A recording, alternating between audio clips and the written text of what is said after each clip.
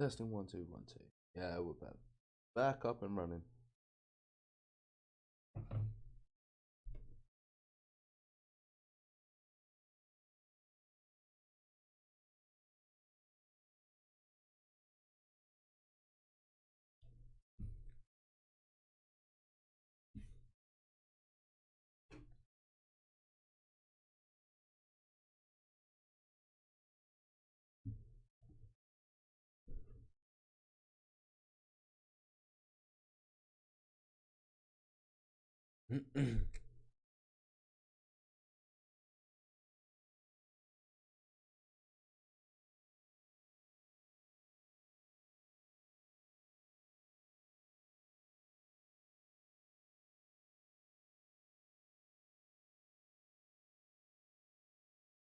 Hello, hello. We're back up and running. We're all good. Just gonna wait for a couple more people to jump in.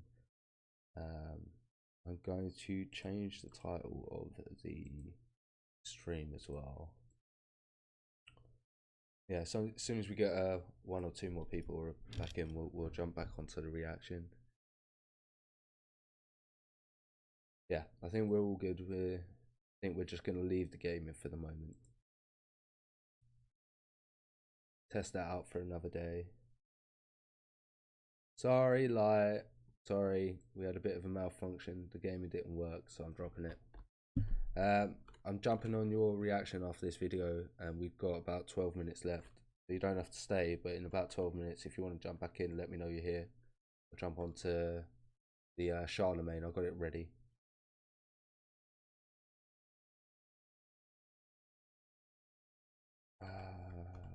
Reactions.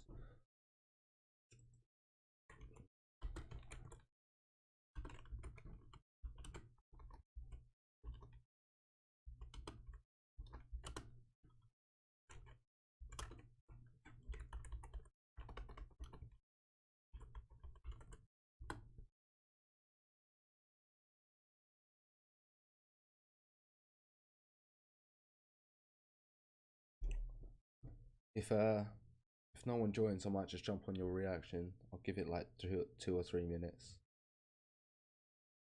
and then just save finishing this one off in a minute. Just confirm. Which is it? This one. Part 1 and part 2, yeah.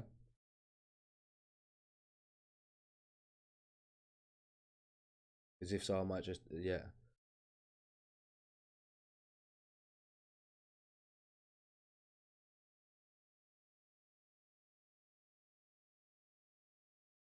It's just you here, like I might just jump onto it quick.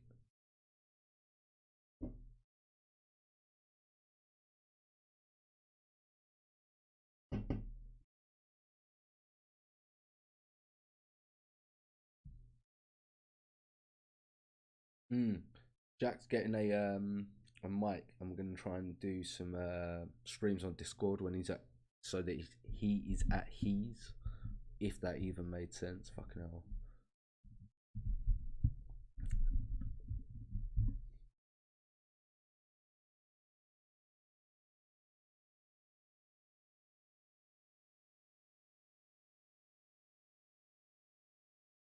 Just waiting for 1 or 2 more people to jump in, maybe. Unless you want me to start, let me know.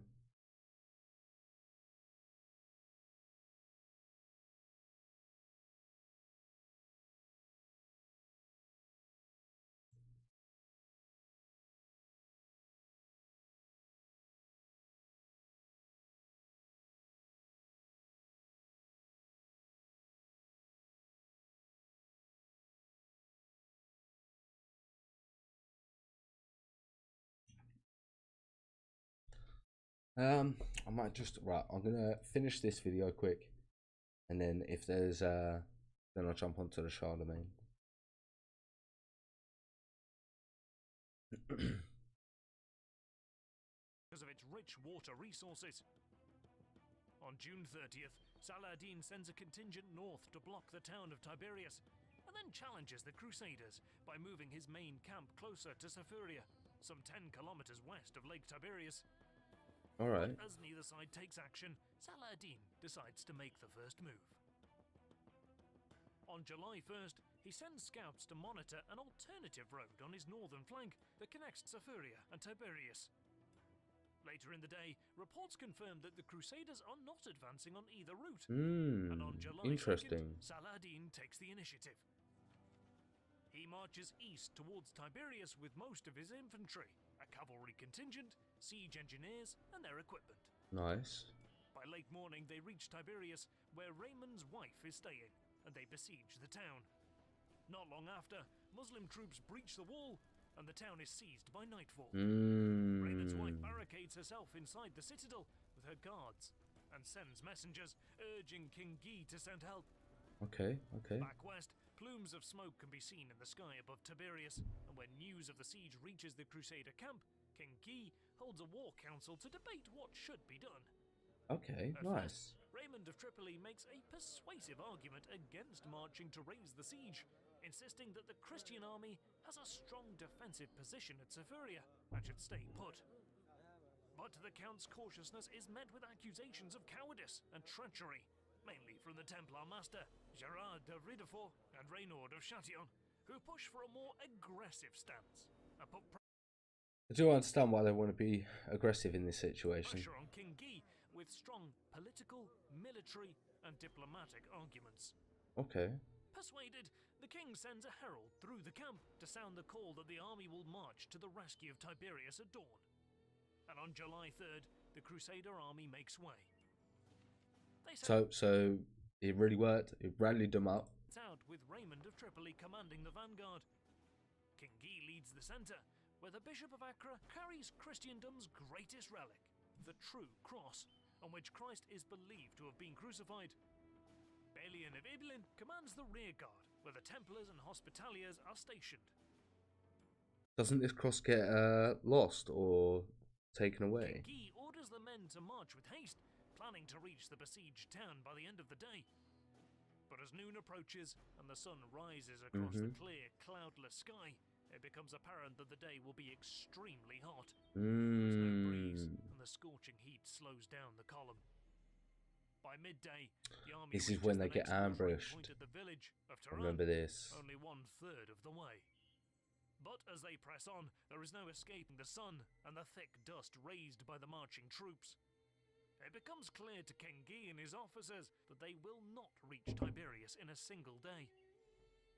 As the column moves away from Tehran, detachments of Saladin's fast-moving horse archers appear from nearby hills and begin harassing the Christians, cutting off their line of retreat. The Crusader infantry This is the first ranks ambush, to isn't it? protect the cavalry against hit-and-run attacks, but the number of casualties in men and animals begins to rise. The day wears on, and the constant harassment. I really like how I'm getting a more in-depth detail on like how long it lasted, how long they had to put up with just being surrounded and peppered with arrows. And sporadic clashes slowed the Crusader rearguard down to a crawl. They become separated from the rest of the army. Of course they're going to. Fearing the loss of his elite shock cavalry, King Guy orders the centre to stop to allow the rearguard to catch up. He relays the message to Raymond, ordering him to halt the vanguard. Imagine being told that you have to stand still and wait and just defend that position by while being peppered by arrows. Holy. But as the entire Crusader column gradually gets encircled by the ever-increasing number of Saladin's horse archers, it becomes clear that they have fallen into a trap. After quickly taking Tiberias, Saladin had time to return, leaving only a small garrison to block the citadel. Alright. And with his main contingent, he is now blocking the road. With nightfall fast approaching, the exhausted Christian fighters, slowed by thirst and hemmed in by Muslim forces, cannot fight their way past Saladin's fresh troops. King Guy They have no choice. has no choice but to order his men to make camp where they stand. Not far from the king's tent, the main Muslim contingent also encamps for the night. But the night ahead will be a difficult one for the Crusaders. Their column stretches some 2 kilometers, and it's not protected by any natural terrain features. Muslim horse archers continue to pepper the camp throughout the night. Skirmishers clash with the Crusaders. Literally just getting peppered throughout the night as well. You get no time to rest. And set tents on fire along the camp perimeter. Unable to rest, and with their water supplies dwindling, the smoke and the heat from the fire drains the energy from the Christians. Come morning, things quiet down. Saladin. I've got a reaction request for the next two already, so I've got to do lights after this and then something after that. But I'm on until late, so let me know after that one, and I'm sure I'll be happy to get to it. Waits for the heat to rise and to see what the Christians will do. Crusaders, now without any water and tormented by thirst, have only one aim: the village of Hattin, where there is a water source. They make way across the valley, keeping the same formation of 3 squares, with infantry shielding the cavalry. Saladin's troops set fire to the nearby brushwood, sending choking clouds of smoke on a westerly breeze towards the Crusaders. Oh, that's a smart move, and I didn't even think about it. Imagine just having all of that soot, all of that smoke in your face, just having to deal with all of that. Oh, horrible, horrible. Whilst you're getting you can't even see the fucking arrows coming at you. Oh my god, I didn't even think of that at first. You've got all this smoke, you can barely breathe, you can barely see, and you've got arrows coming from you left, right, and centre, and you're just holding on to the man next to you, hoping that you can survive. And with the sun beating down from the clear sky, the Christians push on towards Hattin, desperate to reach its water well. To prevent this, Saladin sends Taqi al-Din's wing galloping to block the valley, determined to fully encircle the enemy and not allow them to quench their thirst. He especially wants to wear down the knights and their cavalry, aware of just how dangerous their frontal charge is. Taqi skirmishers, riding close, then hit and run to test the flanks of the Christians. Horse archers then unleash volley after volley onto the Crusader column. Exhausted, thirsty and disheartened, the Crusader infantry starts to break away from the mounted knights. Yeah, we knew that was going to happen. They disperse and flee, with a large group heading east towards a hill called the Horns of Hattin, and another group fleeing north towards the village of Nimrin. Getting separated as well. Troops, Muslim riders open gaps in their line to draw out the enemy infantry. King Guy and his officers realize they are doomed unless it's just a slaughter at this point, right? They can break through. But the Muslims charge the rear of the column, and the Templars and Hospitaliers become heavily engaged, forcing Guy to halt for a second time to prevent the cavalry formations from breaking up. Does he actually risk staying? I thought he might have fled. But in the front, Raymond of Tripoli is already edging away from King Guy's cavalry formation. As he advances, the Muslim riders begin opening another gap in their line. Raymond decides not to sit and wait. He gathers his knights and charges Taqi al-Din's cavalry. The Muslim riders let the galloping Christians pass through, showering Raymond and his men with arrows as they retreat from the battlefield. And this was covered in the extra history version as well. Valley, the Christian knights are dying. He orders the cavalry to... But I didn't realise we had the smoke. I didn't realise it was this intense or this brutal. I'm really enjoying this version and how it's been covered. Move towards the Horns of Hattin through a gap already created by the retreating infantry. He knows that there are shallow pools of water at the top of the hill and hopes they are not dry. Meanwhile, on the hill, Saladin's troops close in and engage the Christian infantry. Exhausted, the enemy infantry barely put up a fight, quickly overwhelmed. The Muslims then turn towards the King of Jerusalem himself. Throughout the incessant close-quarter fighting, Christian knights gather around to protect the true cross as they retreat towards the hill. They don't, they get slaughtered. No, I think they get captured. No relief and no water. King Guy rallies his knights and raises his red tent to provide a focal point, but to no avail. Muslim troops push up the slope and engage the Christians. In the melee, the true cross falls into Muslim... Oh yeah, I think this is when the tent gets taken down, right? Hands. Seeing this, the surviving Christian knights rally and charge downhill to retrieve it, pushing the Muslim line back. But they have no fight left in them, and soon begin to take heavy casualties. You got to give them that they had the bravery to try and get the True Cross back, though. Like, it takes a lot to even attempt that. Do you know what I mean? Finally, King Yi orders them to surrender. The knights dismount and collapse on the ground. King Yi is also found on the ground at his tent, utterly exhausted, barely having enough strength left to hand over his sword. That is a bit of a eye-opener, and you should take that. I'd imagine that's how every soldier feels in these times after a battle. I'd imagine they're always that exhausted that you could just barely hold up. Like once the battle's finished, you've got maybe 20-30 minutes before the pain starts kicking in and that adrenaline starts running out. But otherwise your body is just filled with adrenaline. Saladin's army has won a great victory. King Yi is captured along with many nobles and knights, among them Reynaud of Chatillon. Saladin orders that ice water be brought and offered to the king. Then, according to Imad al-Din, the king, having drunk some of it, handed the cup to Reynaud of Chatillon. Whereupon the sultan said to an interpreter, "Say to the king, it is you who give him to drink, but I give him neither to drink nor to eat." By these words, Saladin wishes that it be understood that honor forbade him to harm any man who has tasted his hospitality. And with that, he swings his sword and strikes Reynaud on the neck, thus fulfilling his oath to kill the truce breaker. Okay, that makes so much more sense. That makes so much more sense why that happened.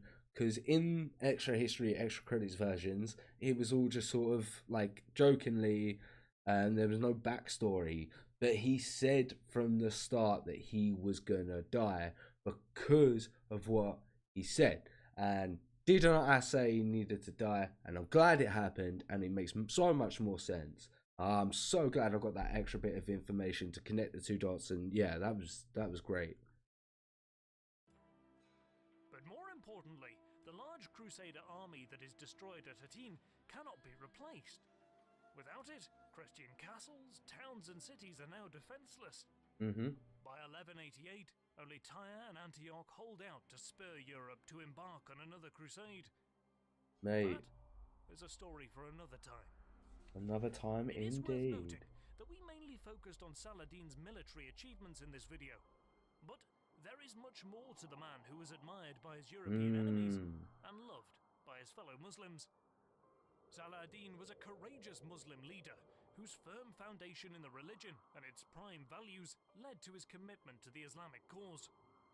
In just 12 years, he united Mesopotamia, Syria, Egypt, Eastern Libya, Western Arabia and Yemen, using his skills in diplomacy and administration to piece together this divided region. Very strong. His scope of vision was that he gave each situation its due attention and weight, and he never broke a bridge of diplomacy or peace initiative with his opponents. The power or wealth he acquired never spoiled him. He was a man of restless energy, geared to serve his goal in driving the invaders out of Muslim lands. We highly recommend you check out the sources we used for this video. Very impressive. Very, very impressive, and what an incredible man. More about one of the greatest princes of Islam. I would definitely like to know more. If you enjoyed the video, Saladin's victory at the Horn of Hattin paved the way for further Islamic intros into Christian territory, and participated the fall of Acre, Jafar, Gaza, and the city of Jerusalem, along with 50 crusade castles. The ice that Saladin offered to Guy was brought from Mount Hermon in modern-day Syria. The top of the mountain was covered by snow throughout the year. The ice was transported in carts covered with hay and sawdust, then stored in underground pits before it was served. Holy Mother of God! Holy Mother of God! All of that work that used to have to go into some ice compared to what it is like now. Holy. this was a great reaction. I really enjoyed it, and I'm glad that I sort of got to go through this sort of series. I really enjoyed this one. I hope you guys did as well. Yeah, we'll jump onto the Charlemagne part 1, and then what we're going to do is we're going to go on to a Count Dankula one after that. The plot to assassinate Castro. But yeah, we're going to start with the Charlemagne, and then sort of go from there. Probably be on late, so sort of 11-12, depending on how long you guys want to be on here for. But yeah, let's jump into this next reaction. So Charlemagne part 1 by History Marsh. Let's go. Hope you guys are all doing well and having a good evening. Charlemagne was arguably one of the most outstanding leaders of all times, if expansion and change are to be the measures of greatness. Indeed, Charlemagne, or it's an interesting point. Charles I, is acknowledged and celebrated as Charles the Great, the king, and later the emperor who united Western Europe in the Holy Roman Empire. Crowned king in 768, within 6 years he was celebrating the title of King of Italy. By 800, Pope Leo III declared him Emperor of the Romans. Okay. He extended his power and authority and unified Western Europe under his tutelage. The empire that died 3 centuries earlier was revived, restored, and adapted to meet the most expansive ambitions of the new dynasty. And just like Charlemagne what are these ambitions then? Let's possessed go. exceptional skills in running an empire, you too can acquire a very particular set of skills on Skillshare. Well, maybe not.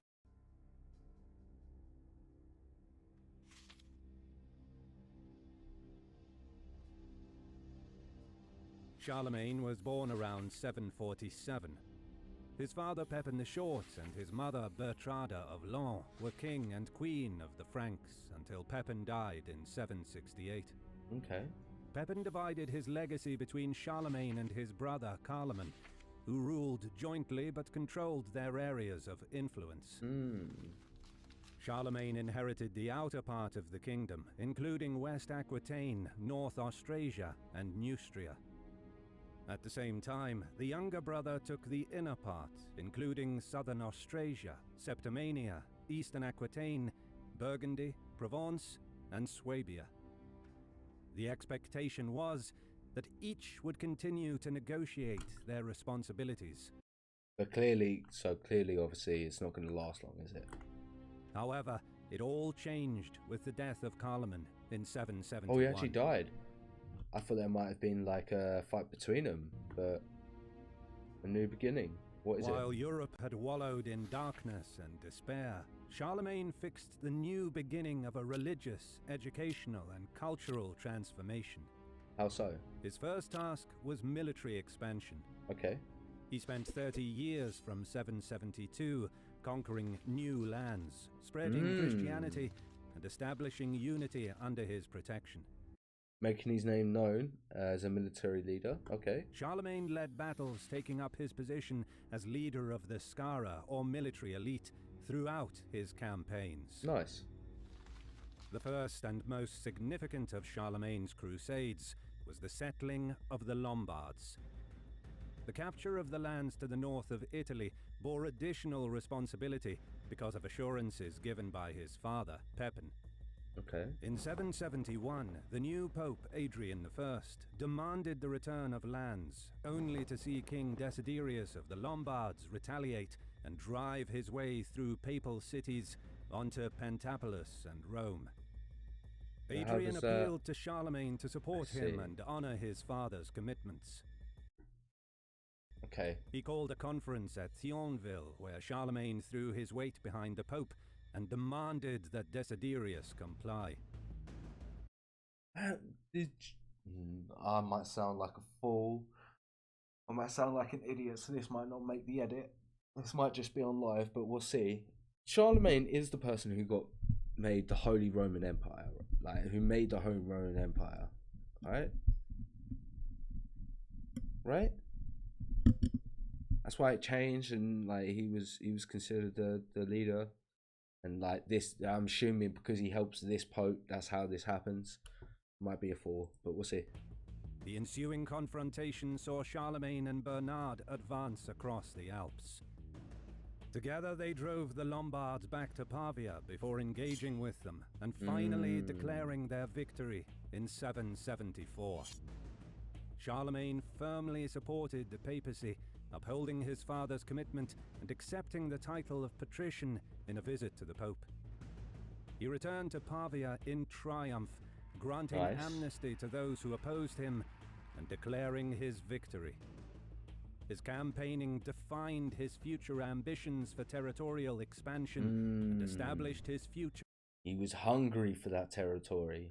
Hungry. A relationship with the Church of Rome.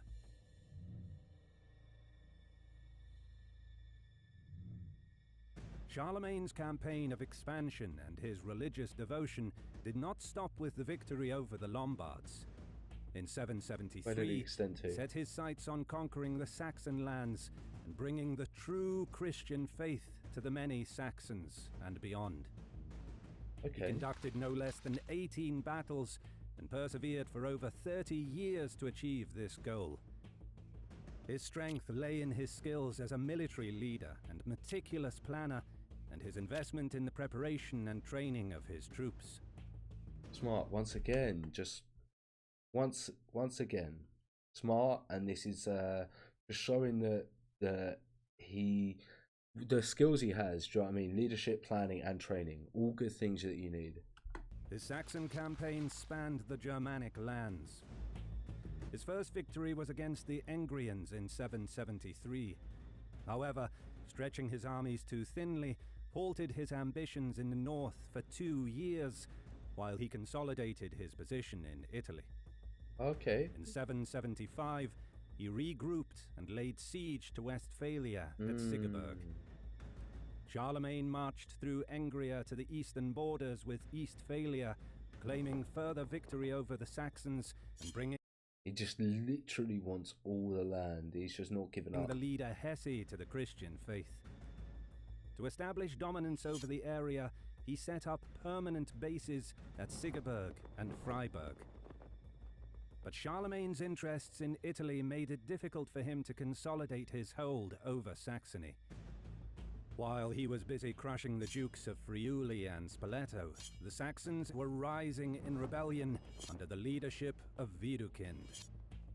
Charlemagne returned not only to suppress the uprising in 776 and set up a new camp in Karlstadt, but to drive Widukind away to Denmark and absorb Saxony into the Frankish kingdom. He set up a new... So he's taken it fairly easy, right? Or is that just me? National Assembly at Paderborn and began the conversion of the Saxons to Christianity. But that's a big change though, because that affects a lot of later on history, right? Charlemagne's ambition did not stop there. He pushed forward to southern Germany, defeated the Avars and invaded northern Spain, driving the Moors into submission. By 800... Yeah, I'm sure the fact that Saxony is Christian now is going to cause a lot of issues, because obviously there's a divide within the Christian faith later on, isn't there? And they're a part of one of the sides. He dominated an area over today's Germany, France, Switzerland, Belgium, the Netherlands, and parts of Austria, Hungary, and Spain. He established a new united Europe under the spiritual ascendancy of Christianity.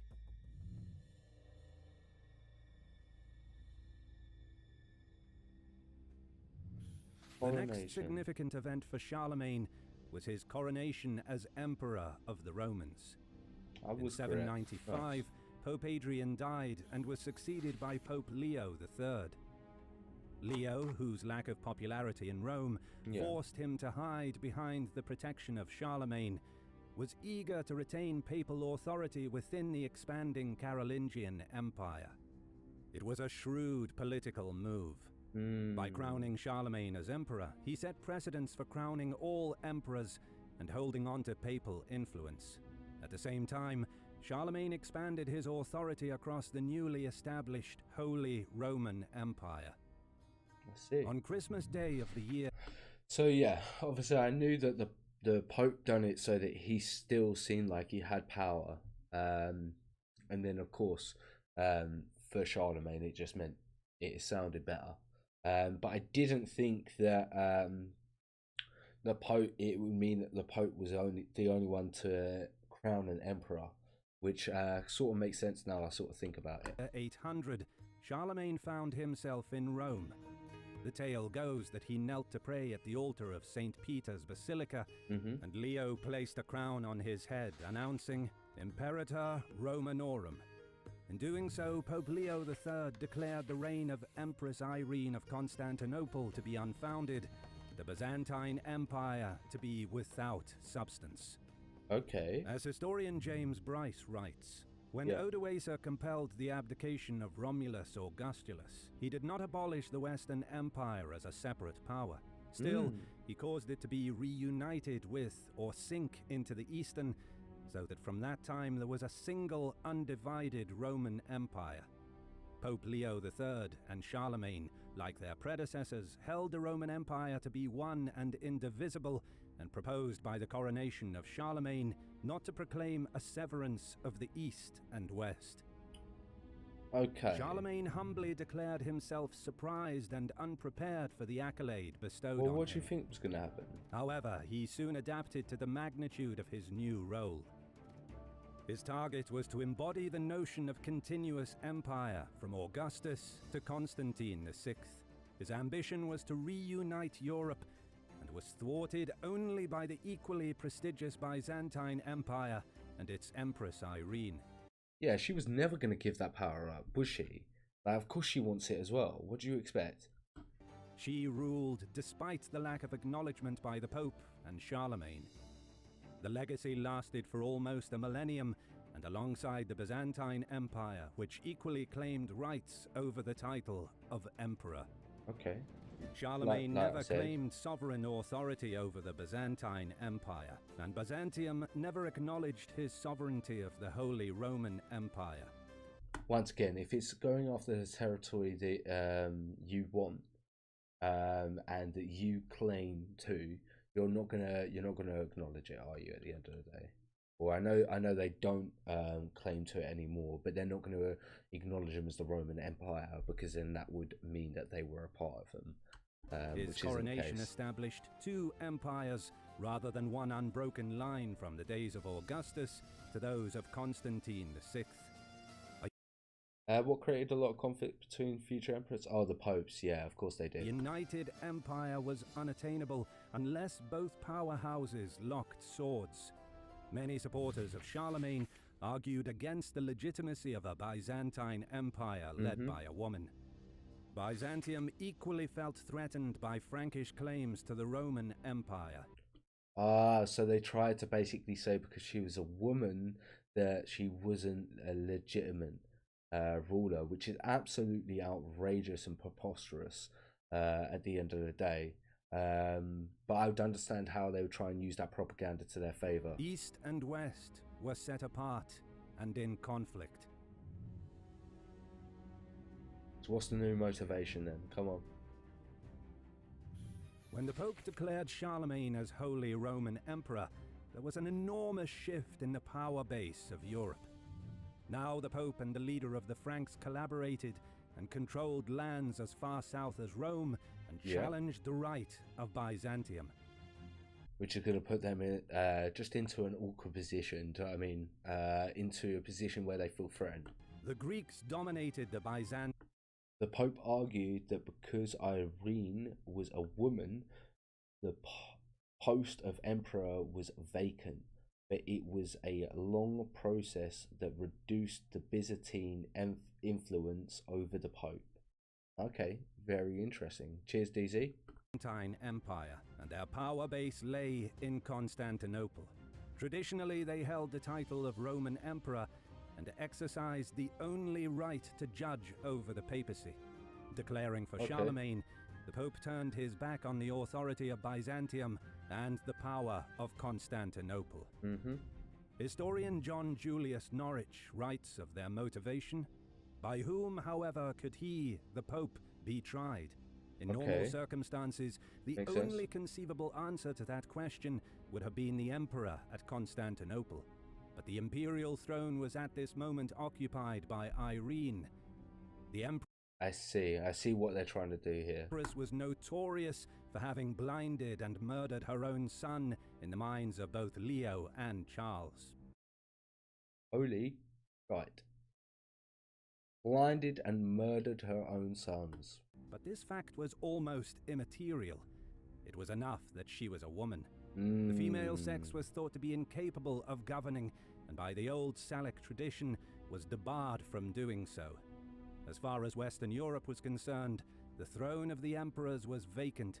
Irene's claim to it was merely an additional proof, if any were needed, of the degradation into which the so-called Roman Empire had fallen. Wow. Wow, interesting. It may be that the Pope never really expected to achieve harmony with Constantinople. He just wanted to diminish their influence. Relationships between the Pope and Byzantium were fractious since early in the century. By 750, the influence of the Byzantines in Rome and southern Italy was limited. The papacy opposed the destruction of Christian icons, which was central to the laws of Constantinople. And then, politically, the questionable leadership of Irene led the Pope to declare that there was no living emperor when he anointed Charlemagne. In crowning Charlemagne emperor, I see. Pope Leo effectively gave the church authority over the empire and turned away from the Byzantines. Norwich further explained, I'd imagine this caused a lot of split between everything. This was the big, yeah, of course it was the big split. It was the big split. What am I talking about? I know it's the big split because I know it causes the divide between original and later, that and Henry. But what I should more say is, of course it was going to happen. It was foreseeable to happen, the split after all of these things and the division that is being made here, just so that someone can try and claim back a little bit of power. They don't realize that they're actually dividing everything. Means that by crowning Charlemagne, the Pope arrogated to himself the right to appoint the Emperor of the Romans, establishing the imperial crown as his gift, but simultaneously granting himself implicit superiority over the emperor whom he had created. And because the Byzantines had proved so unsatisfactory from every point of view, political, military, and doctrinal, he would select a Westerner, the one man who by his wisdom and statesmanship and the vastness of his dominions stood out head and shoulders above his contemporaries. Just so unbiased to where he is and just trying to, like I said, get that power for absolutely no reason. It's absolutely stupid. Literally, you're the Pope. Shouldn't have that much power. It's absolutely outrageous. The Pope used to be elected by the Byzantine Emperor for around 2 centuries, but they lost all their territorial influence in Italy. Okay, that makes sense. So just over time, it was slowly getting weaker and weaker and weaker. So that obviously at this point, because they had no influence at all, they were like, enough's enough. We're going to separate ourselves, which makes sense.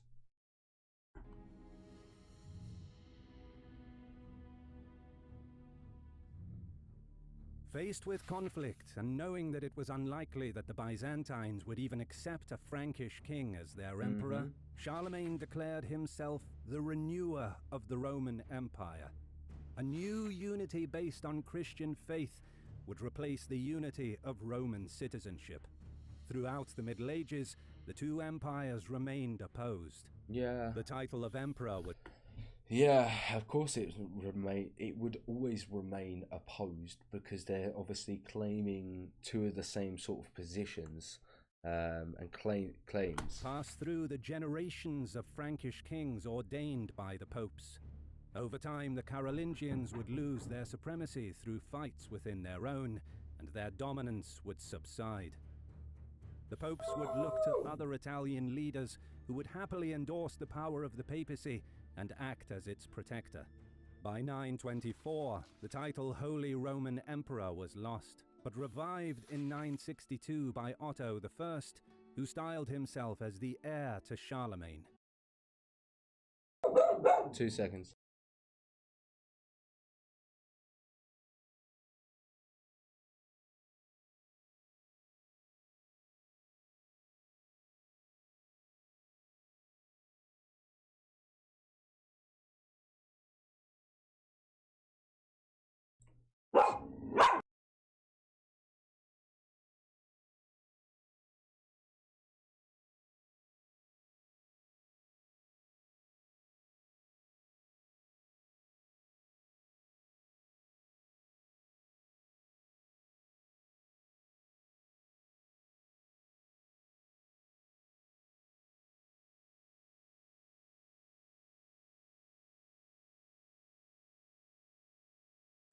Ah, sorry guys, thank you for being patient with me.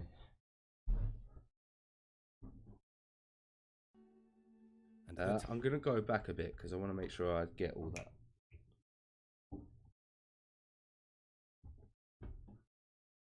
By the popes. Over time, the Carolingians would lose their supremacy through fights within their own, and their dominance would subside. The Which popes is obvious. would look to other Italian leaders who would happily endorse the power of the papacy and act as its protector. By 924, the title Holy Roman Emperor was lost, but revived in 962 by Otto I, who styled himself as the heir to Charlemagne. And the title would remain. Sorry guys, shouldn't happen anymore. Would look to other Italian leaders who would happily endorse the power of the papacy and act as its protector. By 924, the title Holy Roman Emperor was lost, but revived in 962 by Otto I. Really? It was lost but then revived? Who styled himself as the heir to Charlemagne. I see. And the title would remain for 1,000 years. To recap, Charlemagne was determined to expand his realm and spread Christianity across Europe. To this end, he embarked on a 30-year military campaign of conquest. By the year 800, he controlled Western Europe, including present-day France, Switzerland, Belgium, the Netherlands, Germany, and parts of Austria and Spain. He tried to cover he covered so much ground, just as much as Napoleon did as well. He expanded so far. It's really impressive the amount of land and what he was able to achieve. Yeah. The coronation in 800 AD extended his authority, and he used the circumstances to claim he was the restorer of the Roman Empire, which would continue to exist for nearly 1,000 years in the form of the Holy Roman Empire. The Pope's motivation for crowning Charlemagne was to give the papacy and the church implicit authority over the empire and gain security from the emperor. Oh. Next really? I guess that was the idea, and that's what the church wanted, right? They wanted a lot of authority. So because he was, because they were the one who gave him the power and the position, then of course he was going to reward them with something. So yeah, of course he was going to do that. So it'd be interesting. Yeah, I'm interested to see what happens in part 2. And gain security from the emperor. Next up, we will cover Charlemagne's reforms and the beginning of the Carolingian Renaissance. Okay, I'm looking forward to seeing about that. Definitely. Let's see what some of these footnotes are. Should be on 180. We got Charlemagne was crowned Holy Roman Emperor on Christmas Day.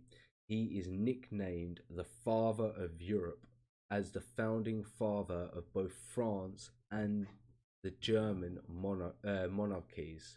That's super interesting.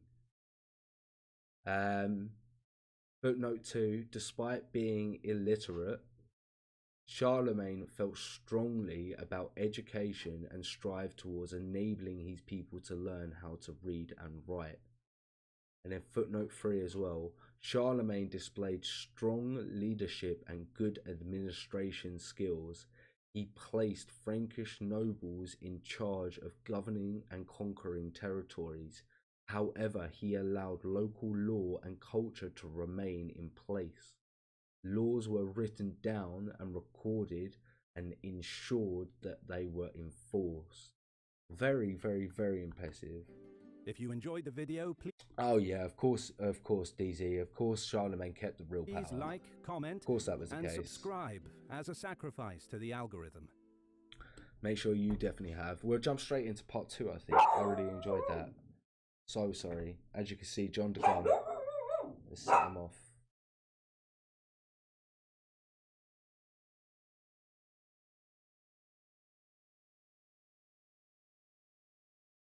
Right, we'll jump straight into part 2.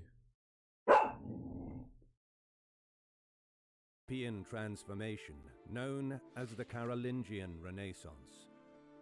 Charlemagne, or Charles the Great as he was known, united Europe under the leadership of one king. Proclaimed King of Francia in 770.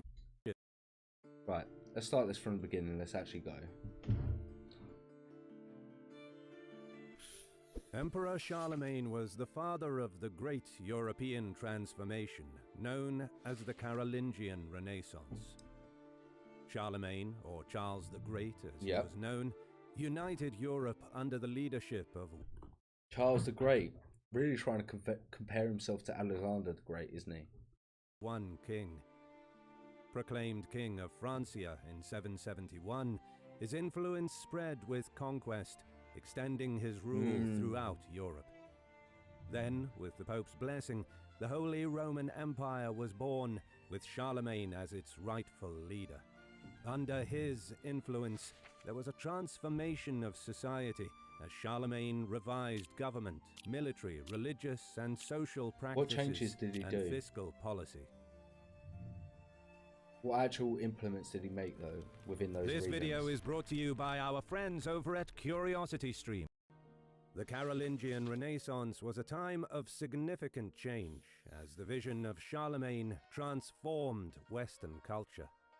It is recorded in history as the first of the 3 significant medieval transformations responsible for advancing the arts, culture, and human endeavor. Okay, in what ways is it gonna cover it? Because I'd hope so. It universally metamorphosized literature, artistic excellence, In what ways? architectural, legal, and religious studies. It reinvented the Like a percentage of legacy from him. Okay, interesting. It is believed that many in Europe are his descendants. Oh, like a percentage. But Charlemagne, yeah, of course. social and moral code throughout the Holy Roman Empire.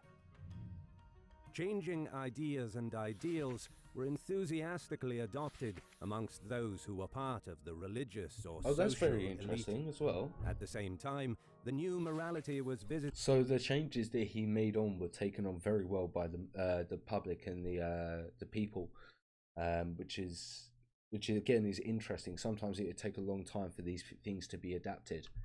On those of lesser status increasingly throughout the empire.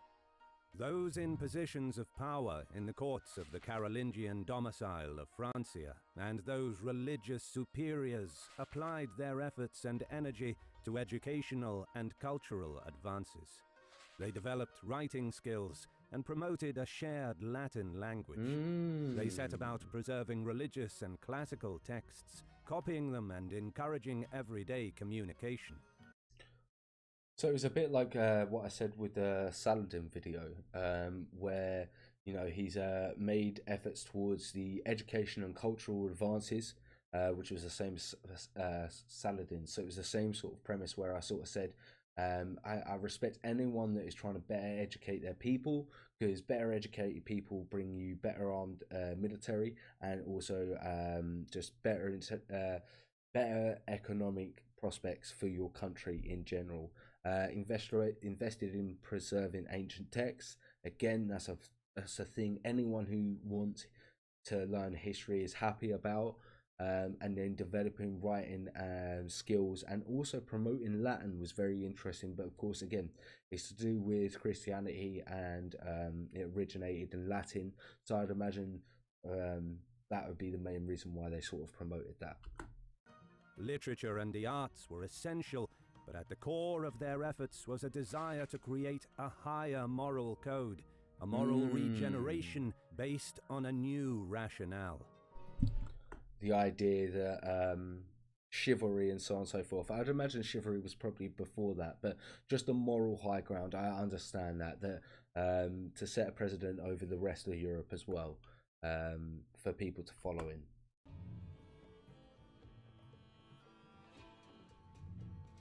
Charlemagne eagerly promoted learning throughout his empire. He celebrated the extraordinary power of education and its potential to shape civilization. He exalted literature, architecture, and art. Above all, his cultural and educational renaissance defined his rule, and not his bloody triumphs. His victories were more than military conquests. They were opportunities to spread a new culture of instruction and inquiry radiating from his Frankian center. It's so good. Like I said, I'm glad that we're now getting more breakdowns in what sort of educational reforms that he made. That's very good and very interesting. I'm glad about that. Like I said, I think it's so important to sort of promote that, and try and make your people be able to communicate between themselves and just get the best life that they could, because then obviously happy people, better economy, better lives, more likely to keep you in power. It's all good. Prosperous land is just a better land in general.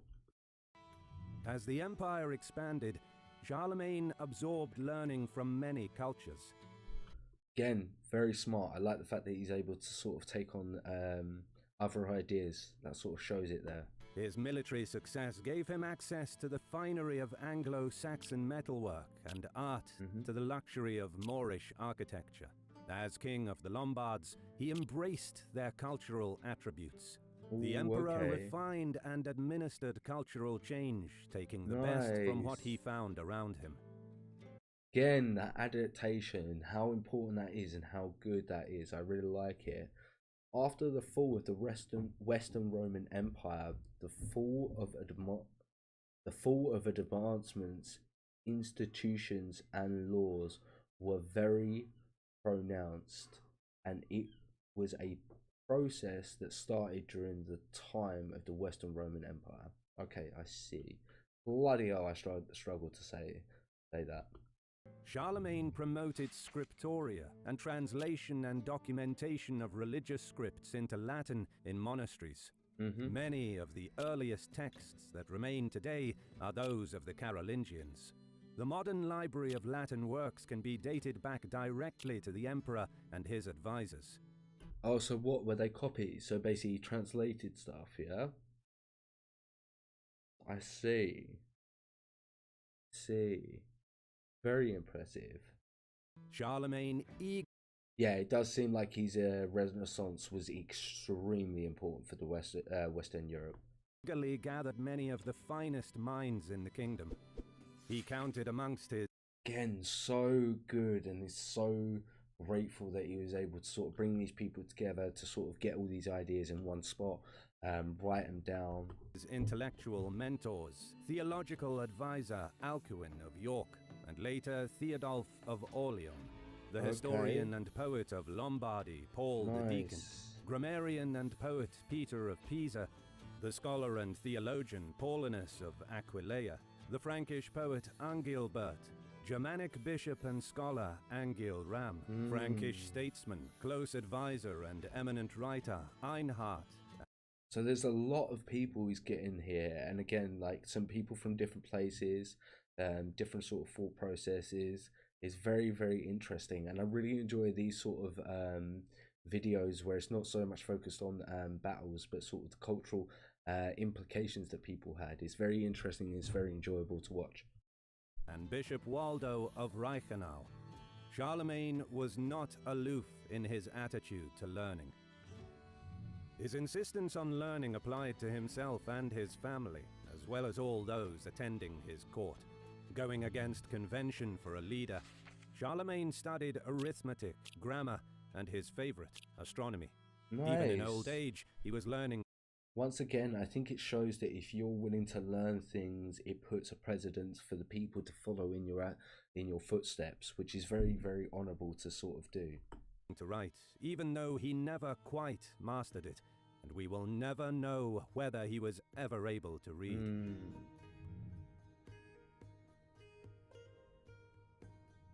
The Carolingian Renaissance under the leadership of Charlemagne also radicalized the economy.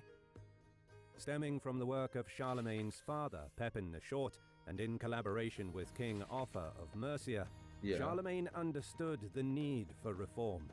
Nice. He saw that ruling a kingdom with a said at the start, are we going to get breakdowns of these? I'm really enjoying the fact this is going to get broken down. Multitude of different currencies was chaotic and far too demanding.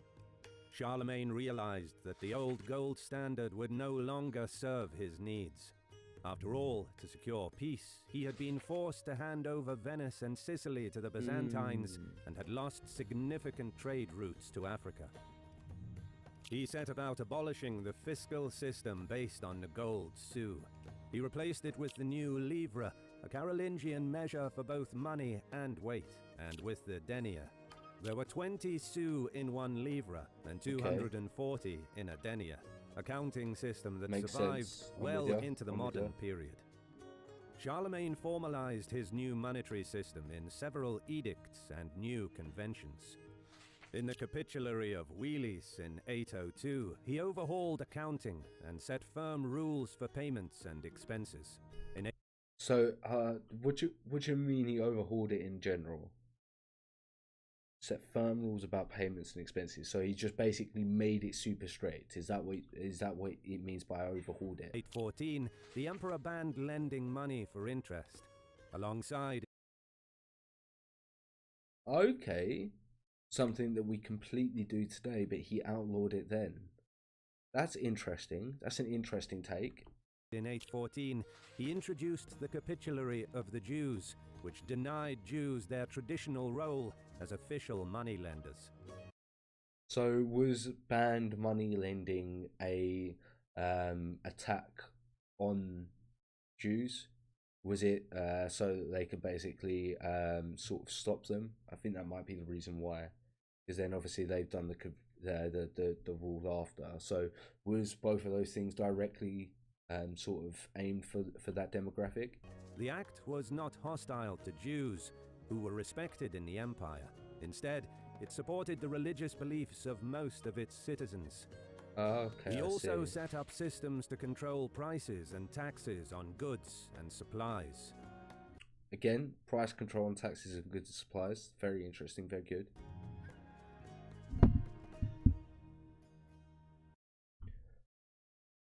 Yeah, rooted in Christian beliefs. So you think it was rooted in Christian beliefs, not the fact what come after. Fun fact, the Renaissance came from the Islamic Golden Age, and it is likely Charlemagne wouldn't ever had existed had the mode one Tourist de France, which stopped the Muslim advance into Europe.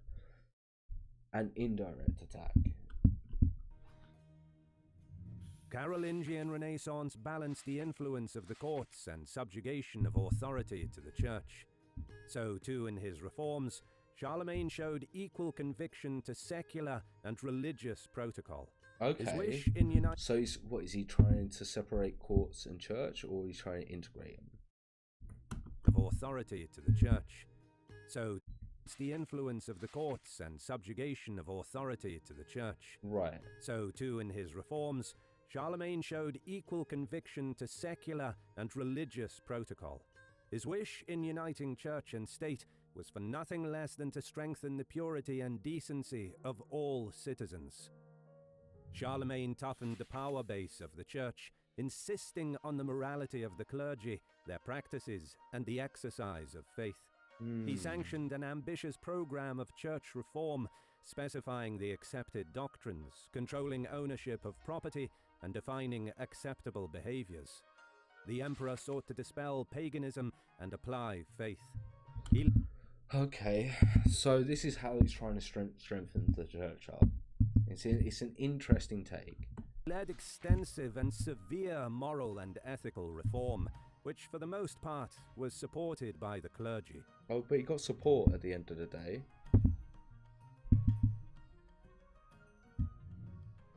Charlemagne transformed the political and administrative climate throughout his realm. The change was accelerated and enhanced after he was crowned emperor. He required a system to support his elevated status. Based in Aachen, he replaced Merovingian fractured processes with pioneering central government, responsible practices, and structured, effective bureaucracy. Nice, Charlemagne. As ruler of the most extraordinary Western realm since the Romans, Charlemagne ultimately exercised absolute sovereign rule. He built a system throughout his kingdom that supported and endorsed his authority over political and judicial matters. He inspired with appeals to loyalty and the provision of efficient systems and protocol. He commanded...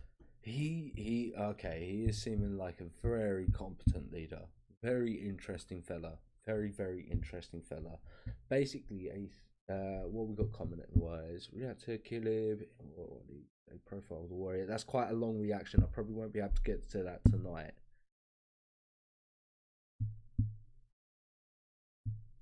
Might be able to have a little look at the next one, but I've got something, I've got a video sort of planned after this one. Or we can skip the first 40 minutes.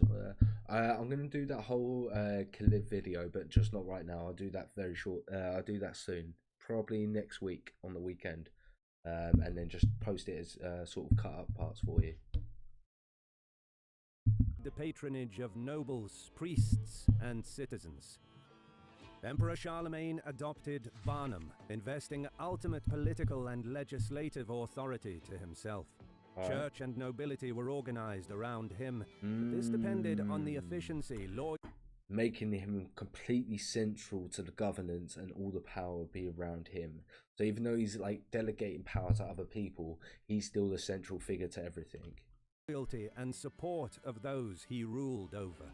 In the critical areas of governance, the emperor endorsed the Missatica system, in which his envoys could supervise administration in areas too remote for him to visit. They were the eyes, ears, and tongue of the emperor. He also implemented the itinerant household that allowed him to move his government with him into key areas when needed, instead of relying on a capital city. That's an interesting adaptation compared to other leaders. So he was always on the move wherever he might be needed to govern or implement these rules in. He was able to do that. That's a really interesting fact. Charlemagne overhauled local administration with the introduction of the Scabini, professional experts on the law that were obliged to know every national law so that all men could be judged according to it. Okay. Every count had the assistance of 7 Scabini. Judges were to use sworn inquests to establish facts and were banned from taking bribes. To make administration more efficient, Charlemagne subdivided parts of his kingdom into Austrasia, Neustria, and Burgundy. Okay. These were the inner core of his... Nice, and Burgundy stayed for a long, long time. It's quite a powerful place within the French kingdom as well later on, right? Realm, under direct supervision of the Missatica system and the itinerant household. Beyond these areas was the Frankish Regna, governed by Prince Pepin in Italy and Prince Louis in Aquitaine, where administrative duties were delegated to the counts. Further out were the Marcher areas, the frontier territories of Brittany, Spain, and Bavaria. Once again, just he had a lot of area to sort of conquer. Well, he conquered and he took over, and he was able to sort of handle it, and sort of there wasn't too much of like civil unrest within the country, which is really impressive. And also there wasn't anyone sort of coming up against him with inside, like no sort of backstabbing or anything like that. Administered by powerful, often autonomous governors. Further still were areas that were dependencies and tributaries at one time or another, not under control of the central government. On top of this administrative division was the uniform judicial system that we talked about earlier, aimed at creating national consistency. Central to this harmonized system were the Misatica and Scabini, and the system was strengthened by 802 AD with the amended Salic law. So what is Finally, that law? to centralize power, Charlemagne... What were those two big things that he done then? So what do they stand for? With the amended Salic law. What was the Salic Finally, law? to centralize power, Charlemagne called the Placitum Generalis on average 3 times a year, while Marchfield was held between the months of March and May, and dealt primarily with military matters. Nice. All men of stature within the empire were obliged to attend. Those... Okay, these some of those things. So called... Okay. I'm with ya. Present declared their support for the emperor and the empire. In these meetings, Charlemagne's views were made known and taken back across the realm. Military operations and problems within the empire were discussed. Legislative and judicial law was created, and the officials of the empire transcribed the proceedings in the text into chapters or capitulaires. Okay, he actually, yeah, okay. I like what he's done here. Just being able to have your orders sort of go around easy. Just the military changes. These were then marked with the signature and seal of Charlemagne. It was during these meetings that the early foundations were laid for many aspects of the modern Western way of life. In summary, Charlemagne is known for his the Salic law was Germanic law descendant from barbarians, or how Romans would have called them. So what was it leniency towards them, or was it just more restrictions onto them?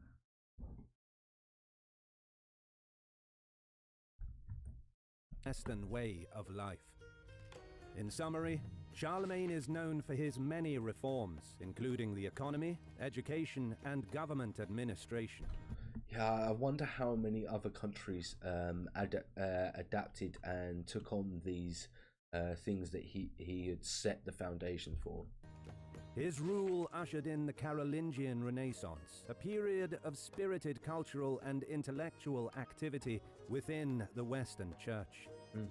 He focused intently on scholarship and the promotion of liberal arts at the court, making sure that his children and grandchildren were well educated and had studied himself. Very smart, and that's what Charlemagne established a new monetary standard as well as a universal accounting system.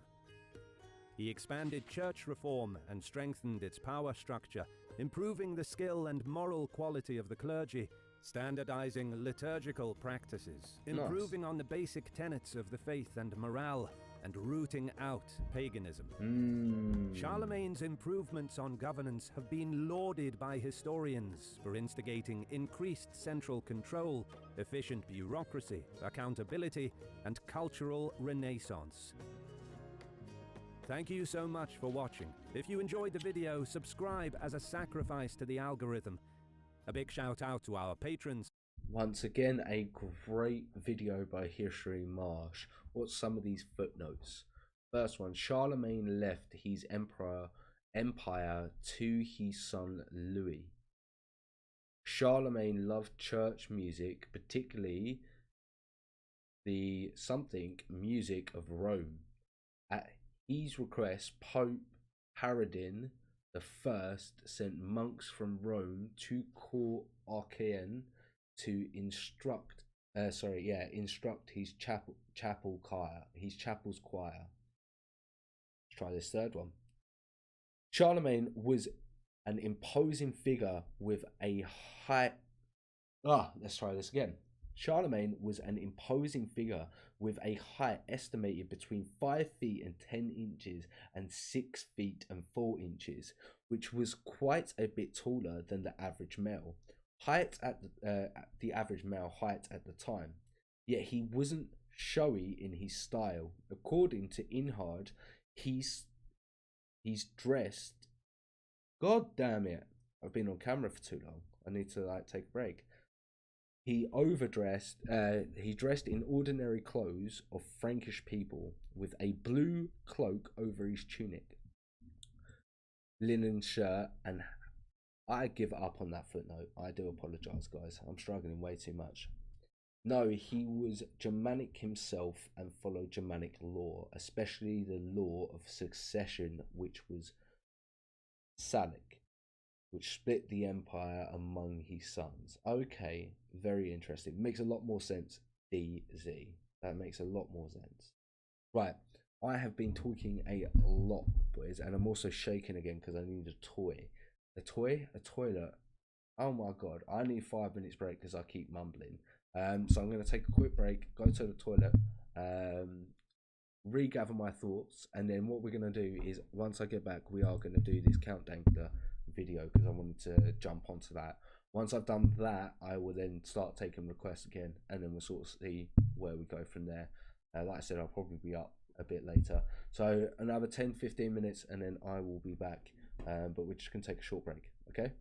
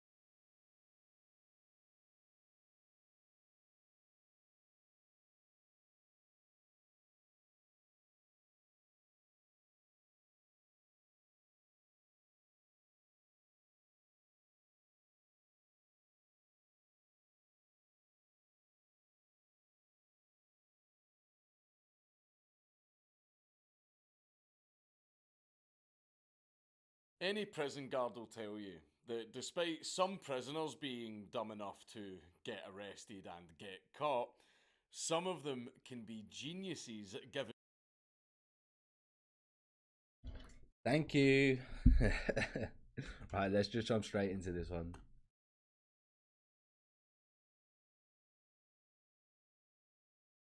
Why is my PC?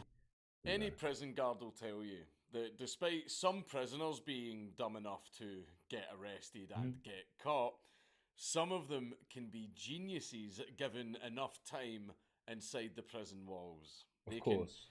Can figure out ways to make shanks and weapons out of literally anything. They can come up with insane ways of smuggling items into the prison. There's been so many creative ways. There's so many things in prison. And very many other intelligent things that make them very resourceful. But sometimes you get a prisoner who is really smart. Someone who can come up with plans that no one else could come up with, can craft items that no one else can craft, and also create windows of opportunity that no one else could create. A prisoner like this could end up becoming a very big problem for the prison guards. And he was. I love Count Dankular's delivery. It's just, it's dry, and it's just, yeah, it's good. It's good. Mark de Vriest.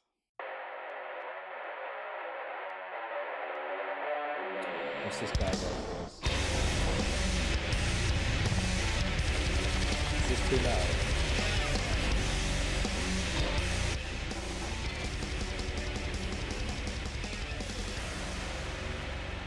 Yeah, I know. I'm trying.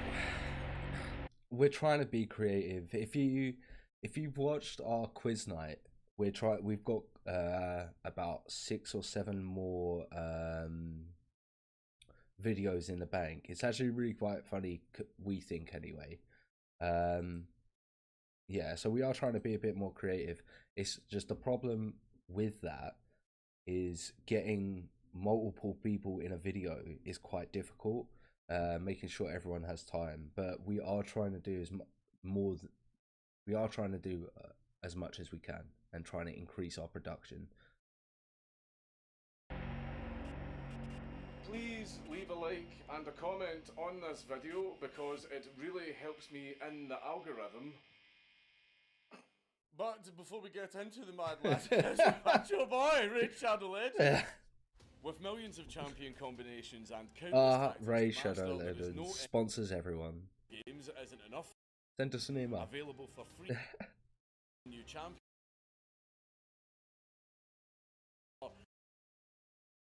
30 days, and you can find the Florida and 10th of August 1960. Mark Corwin de Vriest was born on the 18th of August 1960 in Gadsden County in Florida, and he grew up with his father and stepmother. Mark's early years were very promising since his dad noticed that he was very interested in how things worked, their internal mechanisms and the parts that made them up and so on. So his father encouraged Mark to learn as much as he could. During the day, Mark worked with his dad, and he had been allowed to have a small lab in the basement of their home that he called the Radio Shack. What's he doing in this lab? Wait, what? Mark thought of it like his own little Frankenstein lab, and there he would take anything and everything apart and conduct some elaborate scientific experiments, and he became very masterful at breaking down clocks, watches and other items down into their component parts and then putting them back together again in full working order. That's actually really, really cool, and I think that's fair to promote your kid to do that 100%. Like, but that's actually really cool and really interesting that he was able to do that at such a young age, and he had an area where he was able to do that freely. But I can see where it's going. And also on a couple of occasions, he almost blew himself up. Did he? Many people believed Mark to be a savant. However, Mark couldn't really understand people, and he was absolutely The first signs he was just not able to socialize with people. useless in social situations. And because of this I know a few people like that. and his intelligence, it's been theorized that Mark has Asperger's syndrome. But during his childhood, society at that time didn't actually know what Asperger's was. You imagine how many people just went through life just being discriminated, but they didn't really need to be, because people just didn't understand. It's such a shame. So his parents had no idea how to handle it. Mark was very close to his dad, and while he was at home, his dad would teach him some of his military training skills from his time in the Office of Strategic Services, which was the intelligence agency of the United States during World War II, and it was a predecessor to the CIA. Wait, that's so fucking cool. This guy has lived such an interesting life. He's had so many things, like so many opportunities handed to him, like so many possibilities. Do you get what I'm saying? Like, that's actually really fucking interesting. I still see where it's about to go, but the fact he had the ability to learn that information from his dad, and he took that and took advantage of it. That's really cool. Mark started his training at just 6 years old, which involved subjects such All of this at 6 years old. Of course he had the ability and above average intelligence. Like, he had so much opportunity handed to him, and yeah, like that's blowing my mind. as guerrilla warfare, infiltration, counterintelligence, and he was even taught about explosives. I'm shocked, but these type of people exist and we just don't hear about them. Do you know what I mean? Their parents were sort of probably met in the military, so they were sort of provided these opportunities once again, but we just don't hear of them because they sort of go in the same professions. But yeah, it's so interesting to see how this person had the ability to sort of take that path, but because he wasn't able to socialize with people, he went down a different path. I'm looking forward to see how he sort of makes this twist and where it sort of goes wrong. Despite all of this stuff just being a dad having some innocent fun with his son and impressing him with all of this cool spy stuff, the knowledge that Mark gained from this would become extremely useful to him later in his life. But when in a Mark criminal was older, way. despite highly respecting his dad, he said that his father was pretty nuts because of the war culture and because he was brainwashed by a lot of the, and I quote, "Reds are coming" propaganda. Right. So I now see that even though he had all of the benefits from learning those tactician stuff, his environment also provided him a thought process that necessarily wasn't great. So it's that whole environment thing. He gained such an interesting subject, and it creates such an interesting talking point to say that his environment gave him so many opportunities, but because once again the beliefs of the people around him crafted him to see and act in a certain way. Yeah, it's just such an interesting talking point, you know. Outside of his dad's training, Mark would eventually have to go to school, and after only a short time there, he didn't get along with the other students and he caused a lot of trouble. Mark Because of that didn't want to spend any anti-socialization. time with the other kids and would very often sit alone. Because of his behaviour, Mark's parents pulled him out of school and sent him to a local boys' disciplinary school to try and knock him into shape. How's that gonna work? He's already having problem fitting into society. Then you're gonna put him into an intense situation it's just gonna break him, right? That would break anyone who's having difficulty to fit into society. completely.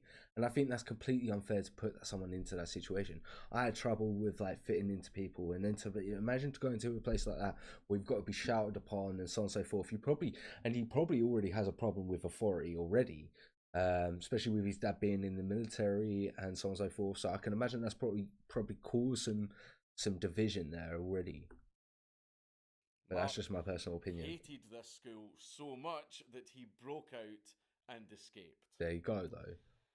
This is going to be a running theme. Yeah. As Mark got older, he and his dad worked on some large projects in the community.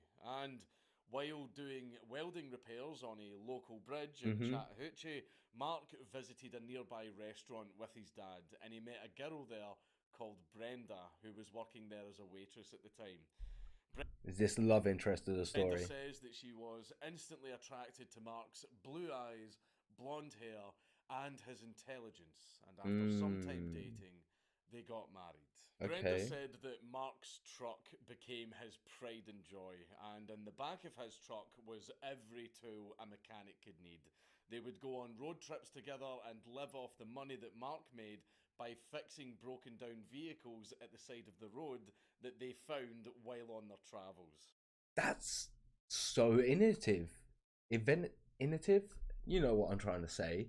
That's a really interesting way of being able to go, oh yeah, let's just go on holiday. We'll be able to make money on the go.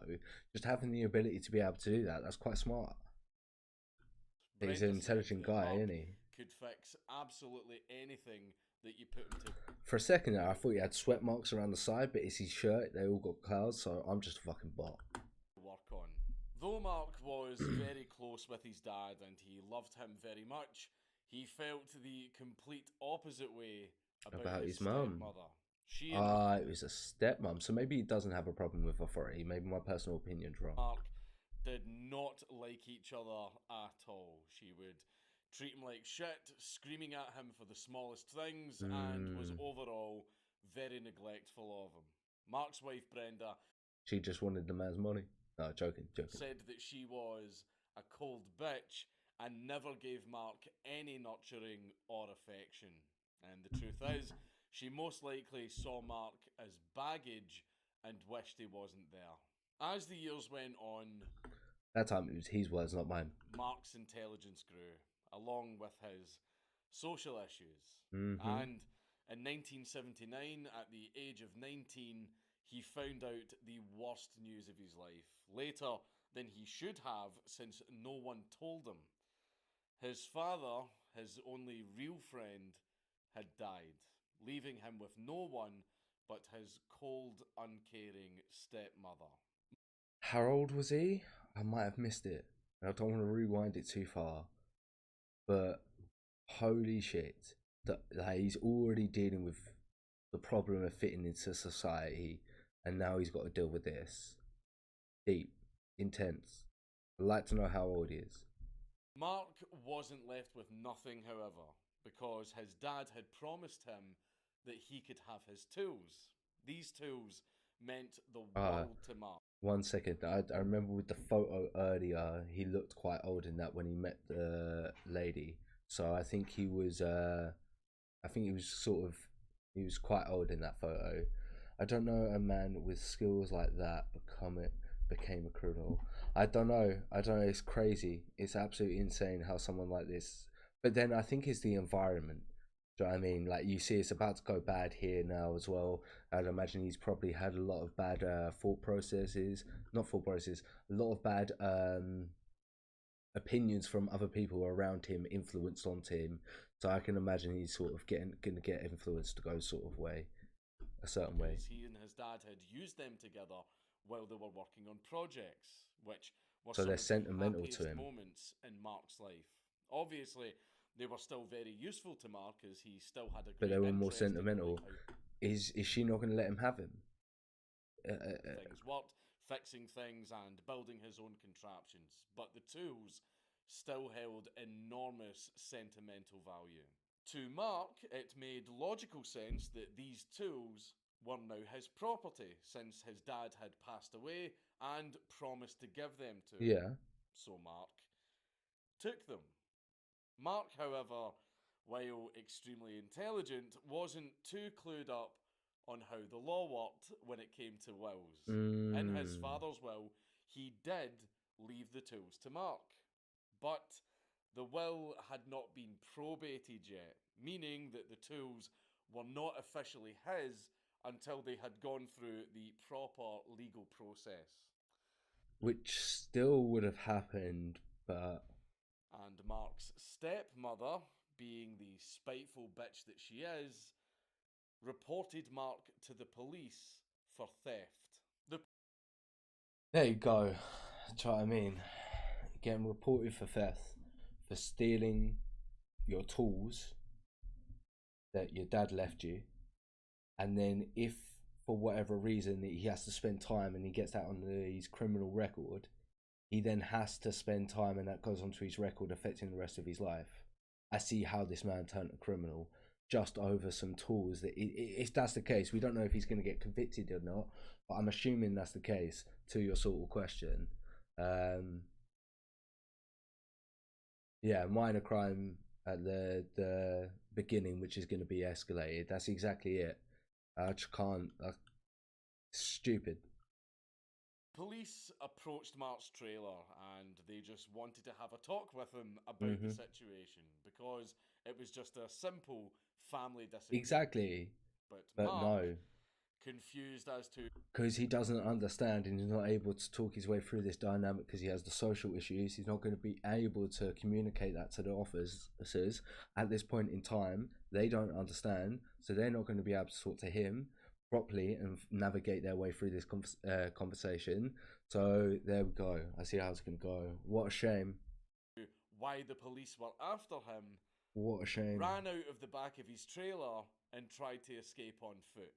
Which, yeah, when you haven't exactly done anything wrong, it's not really a smart thing to do. No, but he doesn't understand. Fled to Alabama. I feel so sorry for him. By the police and extradited back to Florida, where he was charged with the theft of the tools, being in possession of a weapon, and also evading arrest. What was the weapon? But I forgot about the evading arrest. Oh my god, America, man. They're just going to trump up all the charges they can. Holy mother of God. He's probably dealing with like what was like 2-3 years, probably like 8, maybe 10 years now, with all 3 of those charges put on top.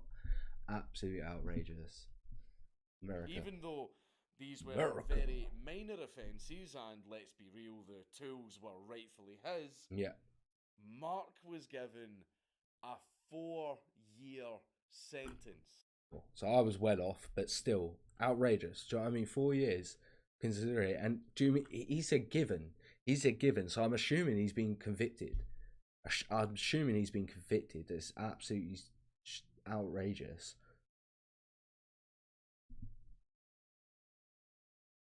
I think social skills is at the top. Obviously, I don't think it's hard to rank these things, but definitely social skills is so vital.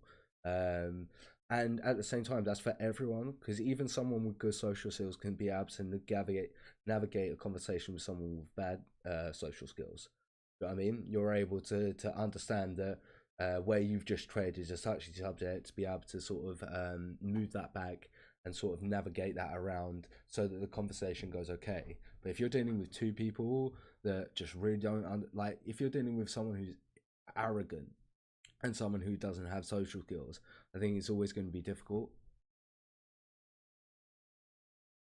So if it lacked that, it cost him very much. Yeah, it did, and it's absolutely outrageous indeed. Let's continue on. Or at least it should have been 4 years. Being in prison was hell for Mark, so he didn't want to stick around. Mark had only been in Bay County Jail for a month before his first escape attempt. A month. When, returning from Bible study class, a group of 8 inmates started to run. Their plan was to climb the fence and escape. Now, so he just joined? Mark was not in this plan.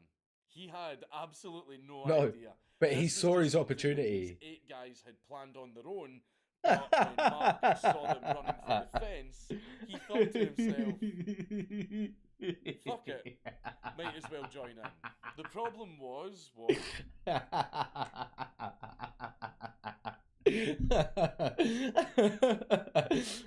just you got your plate of dinner and just like, nah, fuck that, and just go.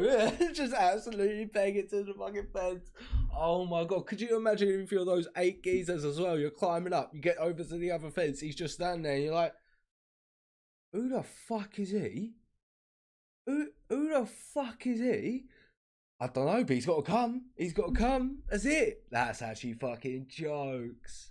that at the top of the fence, as you would expect, was razor wire. Okay, so there's barbed wire. None of the other inmates knew how to get over this obstacle, but thanks to the OSS training that Mark had received from his father as a child, Mark knew exactly so he just how to get chucked over his the razor jacket wire, over the he jacket. climbed over it without any issue.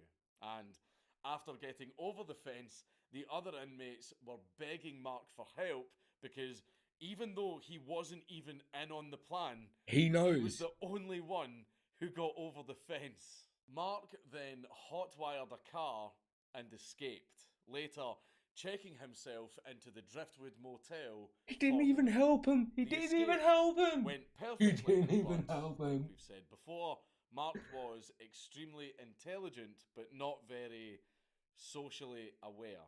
So he didn't know to keep a low profile. So he was quickly caught and returned to jail. This is like real day Prison Break.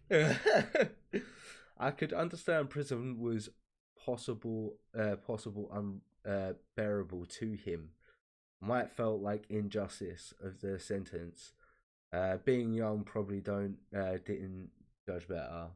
Yeah, I think that's the reason why he probably left as well. So I mean, a 4-year sentence, it's a short one, but at the same time, a 4-year sentence is still long, because the problem with prison is if you then like defend yourself, you could then get extra time. So a 4-year sentence could be a lot longer. But it is a hard one to judge, and again, he doesn't have the social skills. So I reckon he would just sort of see the situation and go, "Oh, why not?" and just go for it. And that's what I think happened. It was more like just the fact it happened in front of him. He was like, okay. And then the fact that he's gotten so far, he got over the fence and he's hotwired a car. I know he's about to get caught, but the fact that he's got so far probably meant that he could then think that it's possible and to continue sort of doing it. Mark now had 6 new charges that he pled guilty to, so that resulted in an even longer sentence. Okay, there we go. But it was also recommended that, due to his behaviour, he should undergo a psychiatric evaluation. Jail was a hell of a lot tougher for Mark because he was a loner. He wasn't in a gang and he didn't want to be. So he had zero means of protection. So one day, 15 inmates decided to take advantage of this. And have you ever seen American History X? Yeah, that. The attack was so bad for Mark that he needed surgery afterwards. Of course. Scary. Holy shit, scary.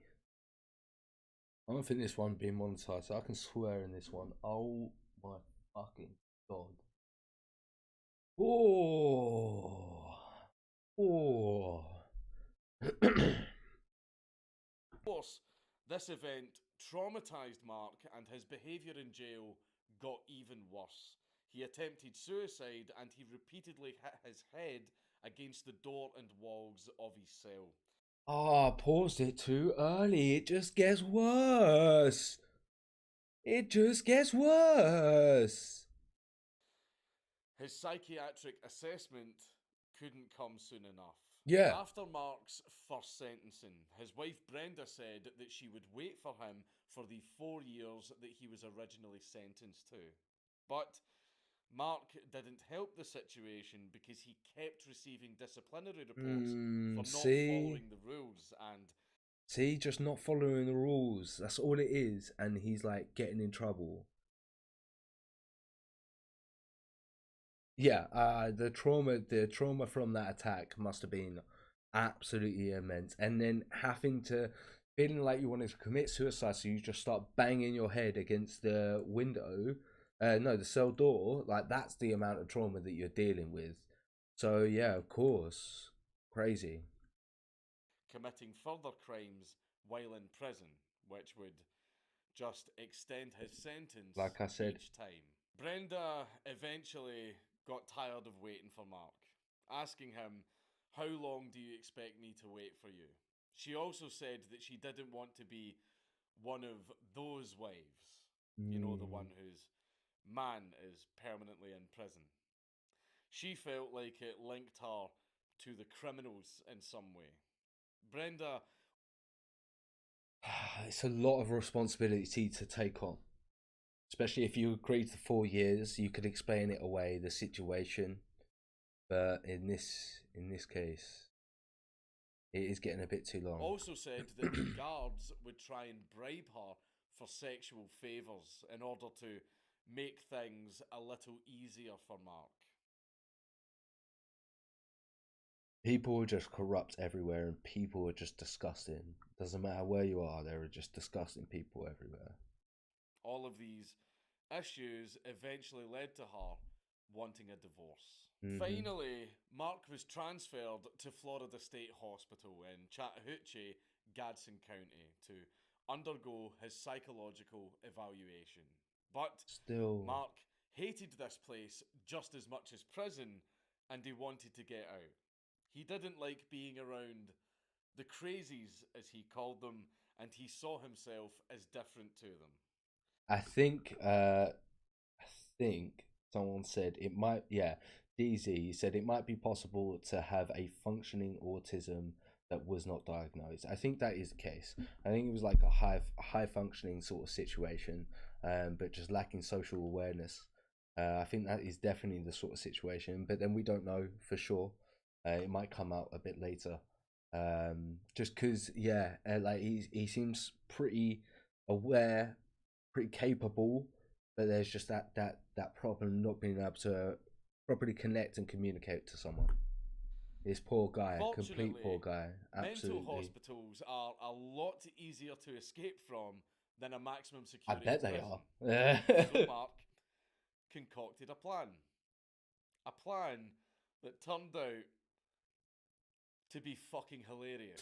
Back in those days, LSD was sometimes used in experimental treatment to see if it could somehow magically cure mental illness. We all knew this, yeah. Mark managed to steal a large bottle of LSD from the hospital's pharmacy. Is he just going to dose everyone? He had also taken a mental note of the staff shift changes and the room where they would all go to get their coffee. My man's a genius. You could break out of anywhere if they're all dripping off of their bollocks. Do you know what I mean? If they're all seeing Mushroom or Marsmen, then he could just walk straight out of those doors with no issue. Can you see where this is going? Just before the shift change, Mark mixed the LSD into a pot of freshly made coffee. And when it comes to LSD, a little will do the job. But Mark dumped in the entire fucking bottle, which...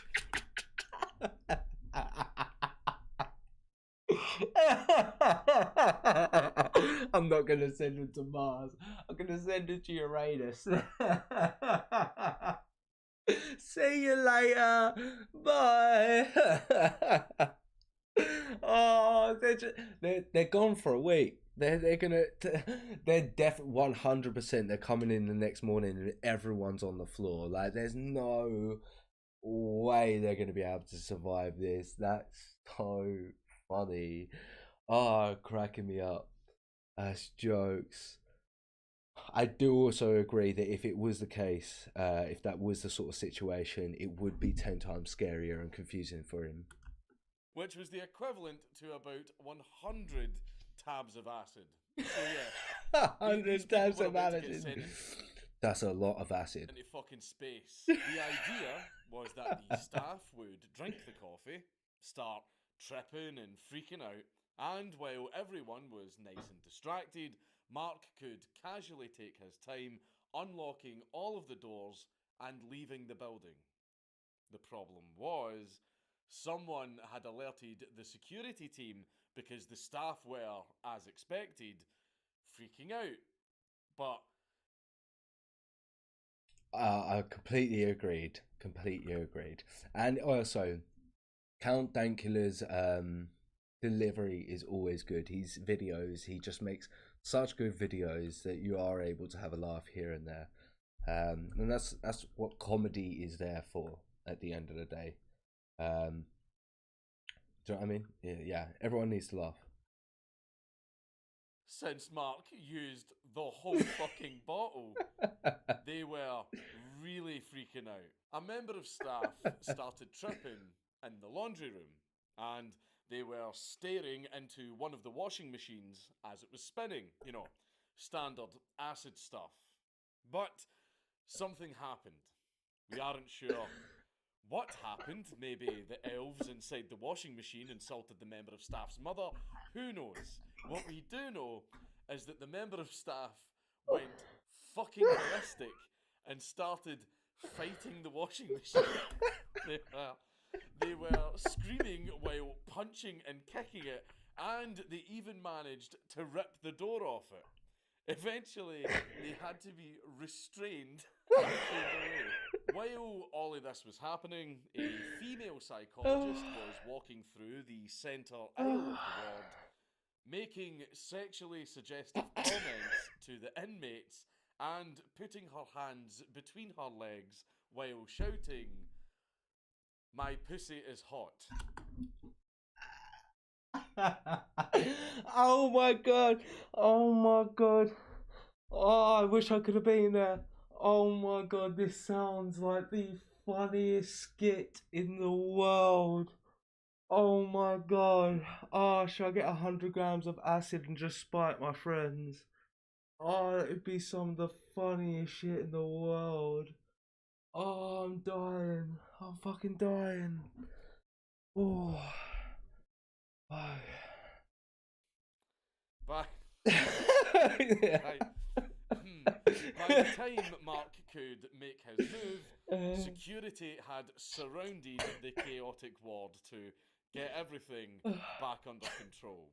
So Mark's escape attempt was unsuccessful, but it was downright hilarious. It was fucking amazing.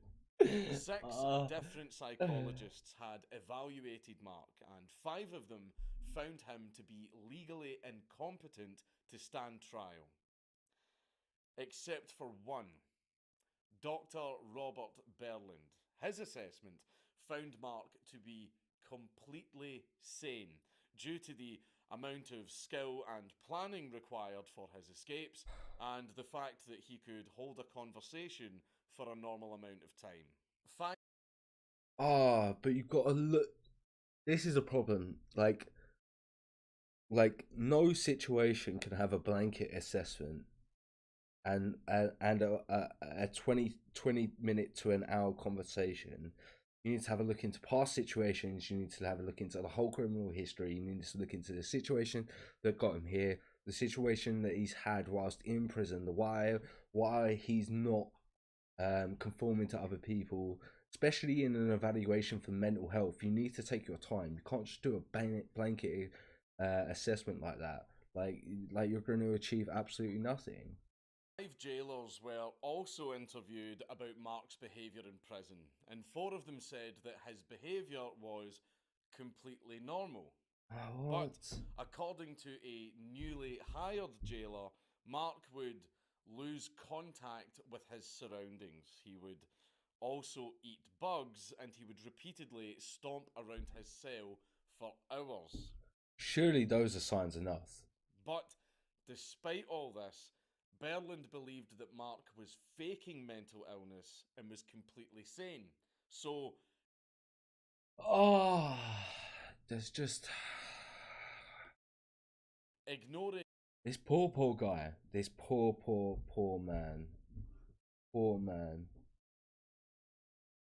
Oh, it was such a shame we didn't have the acid trip thing on camera. It would have been absolutely amazing to have it on camera. All of the other evaluations and only using Berlin's, Mark was removed from the mental hospital and sent back to prison. During his time in prison, Mark met a woman called Bonnie. But at the same time, he would have escaped from that place if he had been able to stay there, because I don't think they would have been able to deal with it. Bonnie through a pen pal list, and after writing to each other for some time, they eventually decided to get married.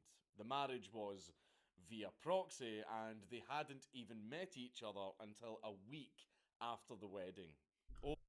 Holy shit, crazy. Over the years, Mark would send Bonnie cards and artwork that he had made in jail, and one of them was a depiction of how he was feeling.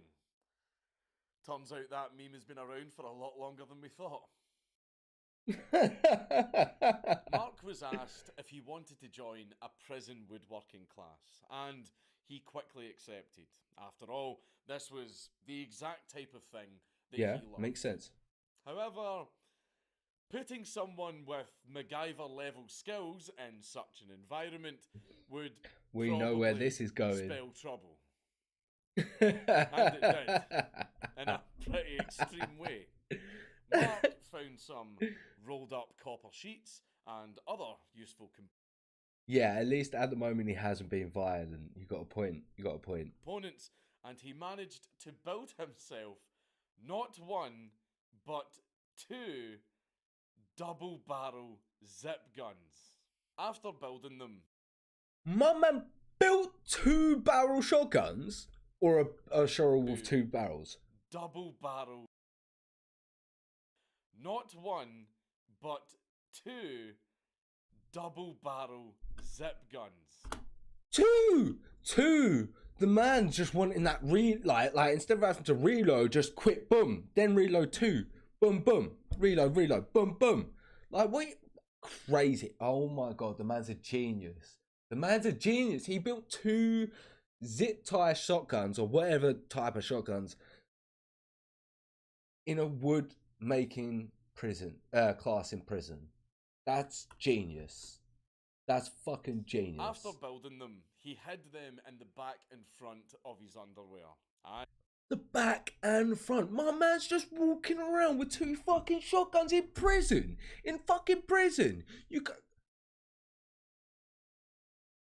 I want to say so much, but I don't know what to say. Like words just want to come out of my mouth. I just want to word vomit everywhere. Like so many. I'm so interested. How has he done this? This needs to be made into a movie. How is this not a movie? Someone fund this to be a movie. This is insane. Oh my god, this is hilarious. This is jokes. Holy. Oh my. Yeah, I think he was about to get violent. But this is so creative and interesting. How? I guess he don't have ammunition at the moment, but I'm pretty sure he'd be able to find some. I mean, the shotguns, like, surely it's just shrapnel in some kind of casing, and then some kind of powder. You can make homemade gunpowder. Like, I think it'd be quite easy to make bullets if you've made guns, right? You should put shrapnels in some kind of casing, some gunpowder, bang, the capsule comes out, it explodes, shrapnel goes everywhere. And when he was returned back to his cell, he dug one of his back teeth out with an ice pick. His mouth started pissing blood, so now he could be taken to the nurse's station. And the leg irons that he was wearing hid the guns as he was escorted through the metal detectors. After checking Mark's teeth, the emergency dentist identified it as self-mutilation and patched him up. But before he was returned to his cell, Mark said that he needed to use the bathroom, and the idiot guard allowed him to go into the bathroom Uncuffed. without supervision while he stood outside Fucking on the other side fool. of the door. Oh Mark my then God. picked his cuffs and burst out of the bathroom, pointing his improvised guns in the faces of the waiting guards. And he said to them, "If you move, I'll blow your fucking brains out." He might not hurt him. We don't know. Some of the other prisoners in the medical ward started laughing their heads off, and As they some would. of the guards weren't quite convinced about the severity of the situation. Okay, so they don't think the guns are real. Until Mark fired one of the zip guns at a phone on a desk, blowing it apart, proving to the guards that yes, these zip guns are in fact real, and yes, they do in fact work. I think he already had that ammunition. Oh my fucking God. Realising the seriousness of the situation, everyone stood down and went, You imagine? Oh my God, could you imagine?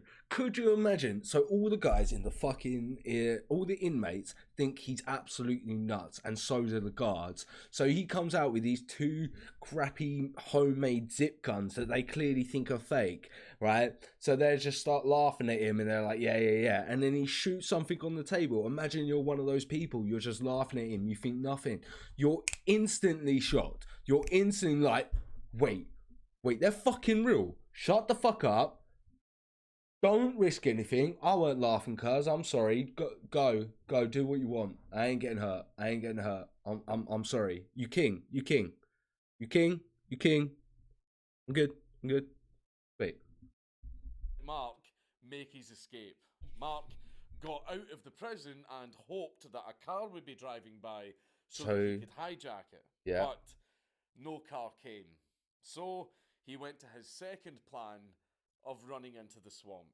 As usual for Mark, though, he was really good at the escaping part, but not so much at the staying escaped part.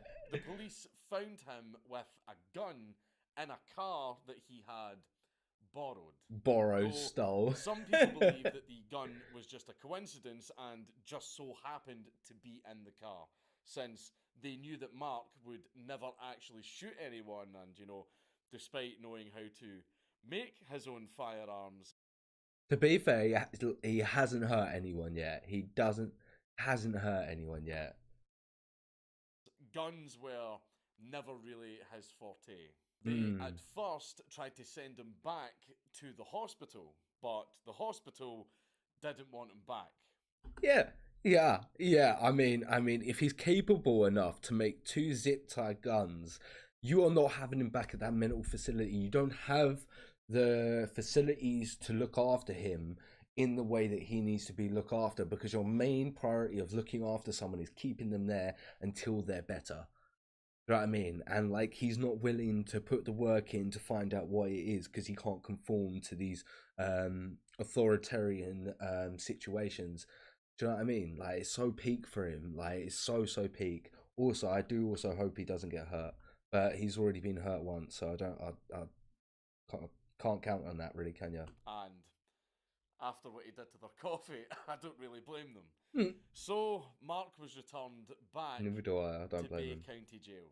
Yeah. He was put into solitary confinement and forced to wear a straitjacket and leg irons. Mark, of It's so horrible that he has to go through that, but no one knows how to deal with him because they just don't understand him. Holy mother of God. course, reacted very badly to this and tried his best to escape the situation. He destroyed everything in his cell. In one instance, he got out of his straitjacket and leg irons in the space of 5 minutes, and he tore up his padded cell using a toothbrush. In one of the cells, he broke a light and he noticed some plumbing behind it. So he pulled out one of the pipes. Is he about to escape from solitary confinement? Are you being serious? And used it to pry open his cell door. Mark started going through what he called a gunsmith phase, where he would make guns out of anything that he could get his hands on. he didn't do it once.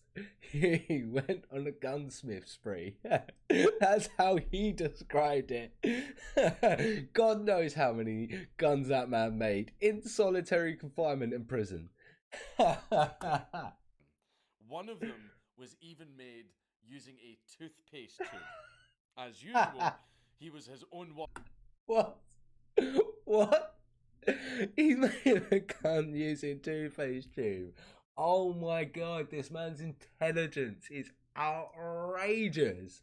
What is going on? worst enemy, and he ended up getting into a lot of trouble for firing one of them at a guard. I mean, what's the sentence for having a shank in a prison? Let alone having a firearm in a prison? Like, what's the sentence for that? Although Mark denied this and said that it was a test fire and he was aiming at something else. I mean, on the floor. It was a test fire. Again, it's that social. I shouldn't laugh, but it's that social issue there, because he doesn't understand. Like he's just shooting at a test. He doesn't understand what he's doing is bad. He's not hurting anyone, so in his eyes, it's not bad. You know what I mean? But obviously, they thought he was shooting at him. This got him an attempted murder charge, and he went right back to solitary confinement after the prison guard goon squad beat the fuck out of him. And there you go. So horrible that he got hurt there. Yeah, how on earth did he like make so many guns? It's absolutely outrageous. the guards were going to make him pay for this. In solitary confinement, Like I said, corrupt people everywhere. They don't understand. They thought that he tried to hurt one of theirs, so they're going to try and get revenge, and it's that cycle of violence again. I mean, they thought he was being violent towards them, so they're going to be violent towards him, and it's all justified. And it's just that circle of violence. He will then most likely be more willing to hurt the guards afterwards, because if you're hurting me, then why can't I hurt you to escape? And it's just that violence leads to more violence. Mark lived in total darkness with no light, no clothes, and he wasn't allowed to speak or have contact with anyone. How do you expect someone not to go insane, not to want to kill themselves, not to get depressed in that situation? Like what do you expect? Do you know what I mean? It's just, of course you're destroying the man.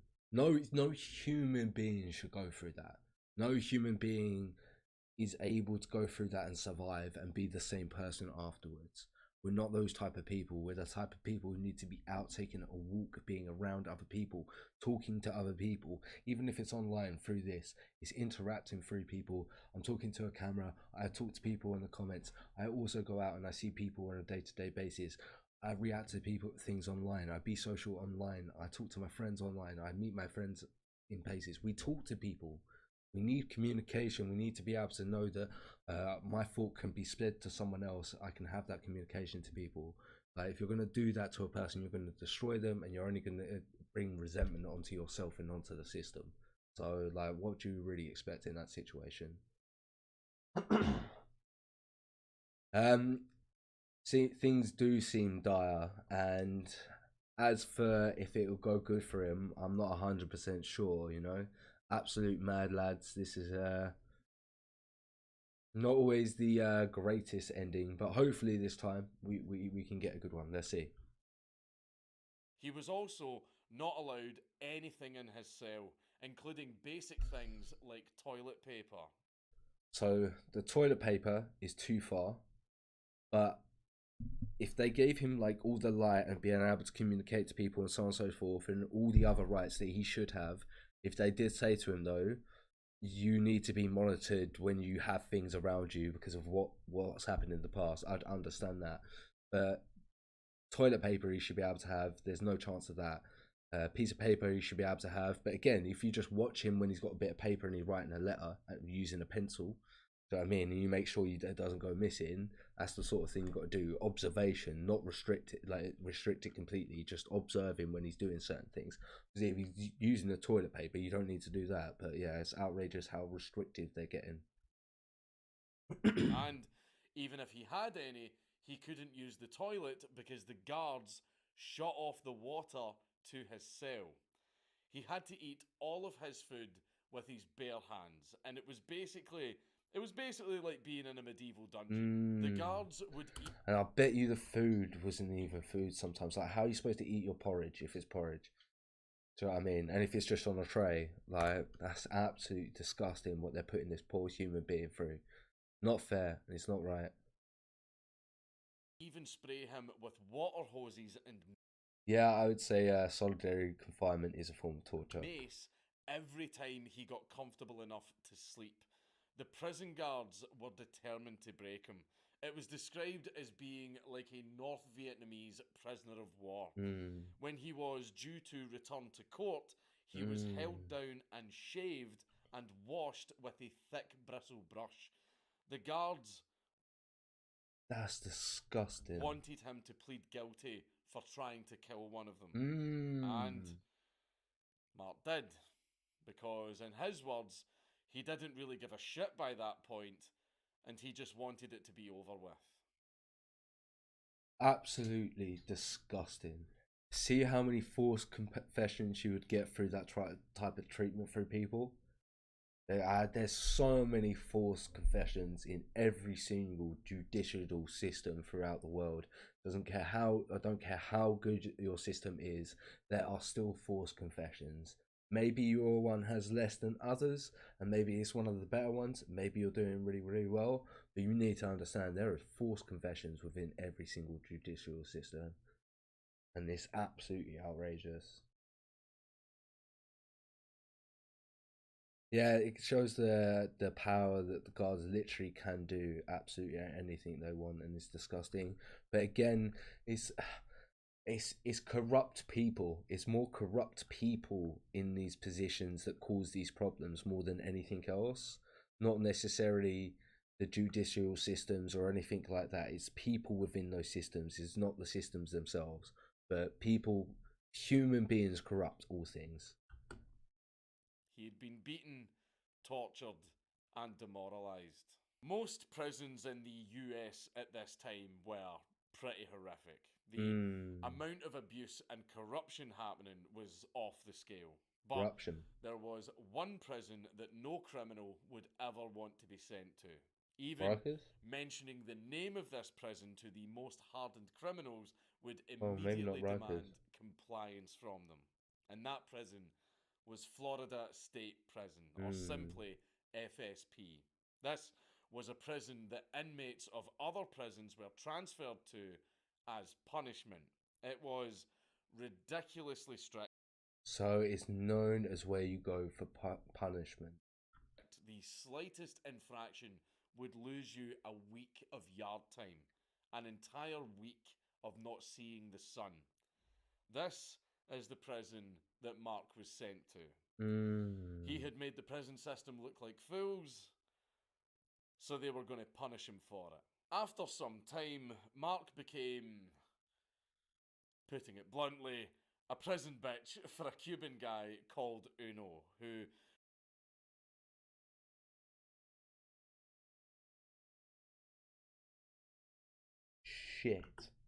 would refer to Mark as Mrs. Wendy Castro.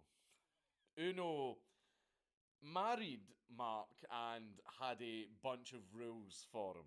One of them was that Mark had to act like a woman at all times. Mark said that he wasn't gay or a transvestite and constantly complained about this. Now, after all, he was told to act like a woman, but he needed the protection, and everyone in the prison did leave him alone. Yeah. It was purely for survival. The irony being that the guy protecting him was also the one abusing him. Despite all of the horrific that happens a lot. Disgusting. shit that he was going through, Mark was still rebellious. The prison staff kept finding weapons, tools, and components in his cell. He still wanted to get. Of course, he wanted to get out. Saw blades hidden in the soles of shoes, shivs, and even 5 .22 caliber bullets hidden under his bed. Told you can make bullets. Holy shit. Man's literally making fucking bullets and firearms in prison. Crazy.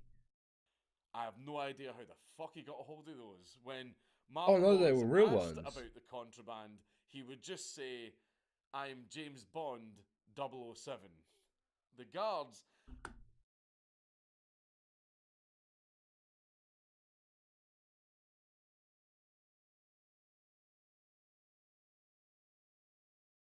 Is that real?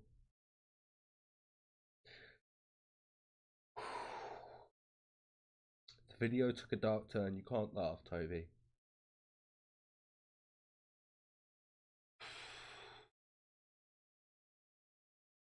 Did he say, I am 007? Because if so, just picture internally me laughing.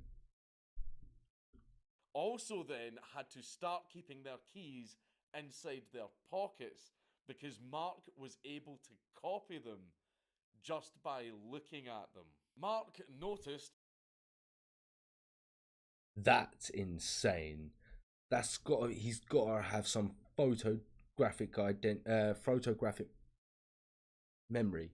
Yeah, photographic memory. He must have a photographic memory. That the prison food trays were all the exact thickness of the jail keys. So he would cut the keys out of the lunch trays. And after the guards had worked out what Mark was using to make the keys, they didn't allow him to have lunch trays. But that didn't matter to Mark because then he just started making the keys out of paper. And he's literally not even allowed to use paper now. I completely understand. This man, I am dumbfounded by the intelligence of this man. Oh, the intelligence and resourcefulness of this man is so incredible. So incredible. Still worked. He even built a small radio that he called the Sony Buttman. Guess where he kept it? After he had built his radio, Mark would do drugs that he had smuggled into his cell and listen to music. Later in his sentence, Mark made... I mean, I understand why you would take that turn. Cell and listen to music. Later in his sentence, Mark made another... it's like, this is kind of funny. But then he did do this. That's how I feel on this video at the moment. Listen to music. Later in his sentence, Mark made another double-barrel zip gun and began cutting through the prison bars of another inmate's cell, which took 8 hours per bar. After all the bars had been removed, Mark jumped down from quite a height into the women's exercise yard. And how has he got away with cutting this for 8 hours? He's still got his shotgun. What, this man is incredible. Oh my god. I can't believe what this man's life could have been if his stepmom didn't accuse him of stealing those tools. Oh my god. Oh my god. And escaped over the razor wire fence. So he's got over the fence. Business as usual. It wasn't until the rush had died down and Mark was 2 miles down the street that he noticed that the fall from the window had broken both of his feet and his... My man broke his feet from the fall, which was the very first thing he's done, and then he's got over the fence with 2 broken feet, and he's continued running with 2 broken feet. That when your adrenaline is going, the human body is amazing. The amount of things it can do. So, oh my god, this is crazy. This man is something else. Shit. Wrist. Adrenaline's a hell of a thing. Yeah, But see, he still adrenaline's a managed hell of a to thing. hijack a big rig truck and ram it through a police roadblock. Of course, they Through the weren't going to let roadblock. him He's gotten further this get time. away, so an old school police chase started. Mark, however, wanted to keep the police on their toes, and he realised that if he was going forward, the chase wouldn't end until he was caught. So, instead, Mark decided to just reverse over the police cars in his huge truck, while the police panicked and started shooting at him from underneath. Holy shit, he's literally running the fucking cars over. Holy Mark shit. managed to get the truck stuck in someone's living room.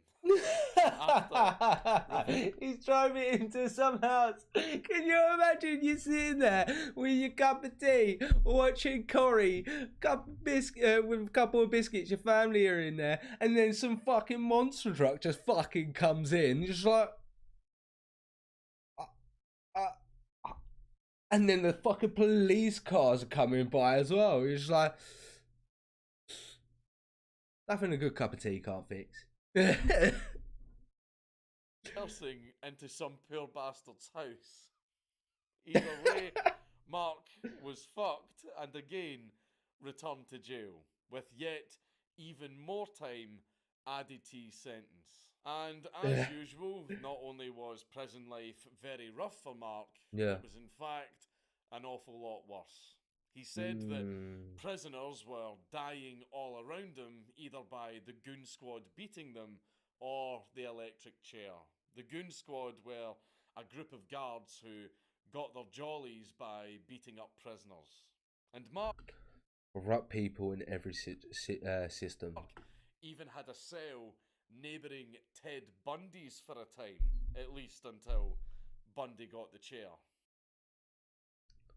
Holy shit, this man was around everyone. Deaths by the goon squad were most likely being covered up. The warden, Ron McAndrew, saw inmates on the floor with their eyes swollen shut. He later said that it wasn't a question of if they would kill someone, but when. He knew exactly what was happening and he covered it up. Absolutely fucking disgusting, man. And he was absolutely right, because in 1999, the goon squad killed an inmate called Frank Valdez. Now, Mark had actually... You imagine what this man is experiencing, who he spoke to, and what his life was like. This is absolutely outrageous. Witnessed the murder of Valdez, and he also confirmed the medical examiner's conclusion. Because of this, Mark was transferred to a prison in California for his protection, since no doubt the goon squad would be coming after him for revenge. There is a possibility that this might be the only murder that the goon squad committed that got any outside attention. Apparently, after the new prison warden started looking into the prison beatings, the warden was told that he was going to be moved to a prison in Orlando. So people even higher up knew exactly what was going on. That's absolutely that's disgraceful. That's fucking disgraceful. Absolutely nothing suspicious there. While incarcerated at Florida State Prison, Mark told... No, I'm telling you now, people higher up knew what was going on. They knew what was going on. Nothing suspicious there. While incarcerated at Florida State Prison, Mark totaled 209 disciplinary reports for creating weapons and tools, as well as his multiple attempts to escape. No other prisoner has this many reports. Over time, This increased his projected parole date. The warden at the time believed that many of the reports filed against Mark were fake. Were false accusations Yeah. by prison staff. But they probably weren't. To get back at him out of spite. Mark has so far spent 27 years in solitary confinement. 27 years, and he was supposed to spend 4 years in prison. Man's literally spent the rest of his life in there. Absolutely disgusting. This story is absolutely unbelievable, and this poor, poor guy.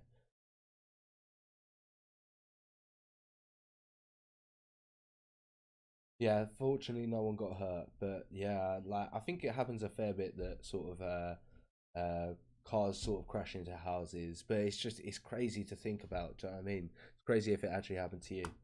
And a lot of that time has been without light. 30 extra years have been added to his sentence due to his escapes and escape attempts. So much time has been added to Mark's original 4-year sentence that he received in 1979 that he now will not be released from prison until 2085. That's 106 years. 106 years he's now got to spend, and he started with 4. Started with 4. Absolutely outrageous. This story is a joke. This situation is a fucking joke. Holy shit. Mark was approached by a writer and director named Gabriel London to film a documentary about his story called The Life and Mind of Mark de Vriest, which was released in 2014. The documentary helped rally people to Mark. Yeah, I might watch that. And see how unfair his sentence has been. A lot of people have the opinion that Mark could have done great things with his extremely intelligent mind, and him being locked up was a waste, not just to him. That's what we've been saying in this whole video. What could have happened? What could have happened? I'm glad this got picked up by this documentary. People have the opinion that Mark could have done great things with his extremely intelligent mind, and him being locked up was a waste, not just to him, but to the greater community. Dr. Robert Berland returned many years later because he believed that his original diagnosis of Mark was wrong. Oh, what's happened here? So the original doctor who said that he was mentally fit has now said, oh no, I think I might have made a mistake. Too fucking little, too late. Too fucking little, too late. It had been a very long time since the two saw each other, and although I'm sure there was some bitterness between the two at first, after doing another mental evaluation, Berland believed that Mark definitely showed signs of mental abnormality, which was most it's too little, too fucking late. Likely made worse by the multiple head injuries that he had sustained during prison beatings by prisoners and guards, as well as 27 years in solitary confinement. Because would you believe that 27 years in solitary confinement, most of which were without light, kind of has a little bit of a negative mental effect on a man? I mean, could you believe that? Do you think that's a fucking surprise? Because I fucking don't. Mark was finally granted parole on February the 5th, 2019, with one of the conditions being that thank God he's at least got parole, but there's a condition. He would spend 12 months in a mental health and substance abuse treatment facility in Corvallis, Oregon. He probably needs the substance abuse because obviously the drugs in the prison, and also I imagine if he has had any form of medication during this any point in time, a lot of the old medication was addictive. So I definitely think that is the case. Location was agreed upon due to the proximity. This man was absolutely destroyed, and it was such a shame. To the home of his wife. However, only 4 days later, Mark had what was called a manic episode. So they tested his urine, and his urine test showed kidney failure and traces of methamphetamine. The next day, Mark was thrown out of the facility and again sent back to Florida.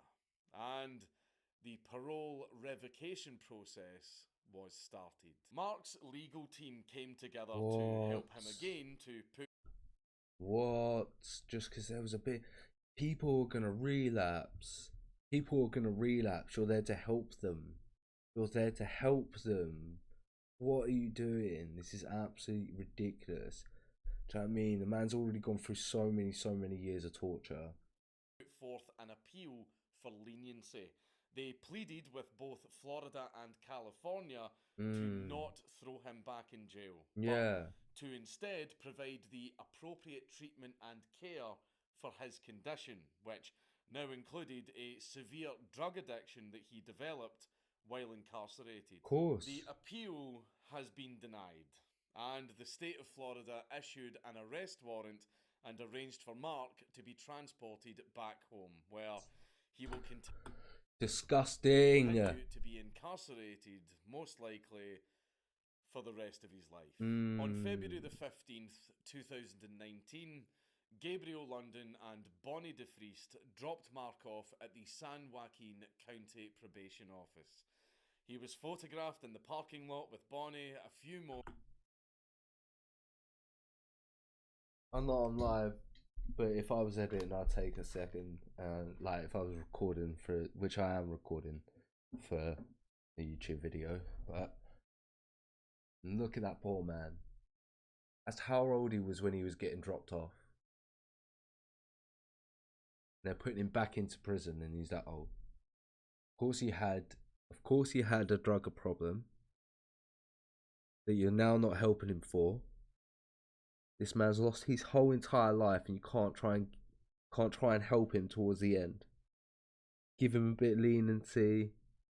Try and help him get okay, and let him save what little years he has left. I'm fuming. I'm actually fuming.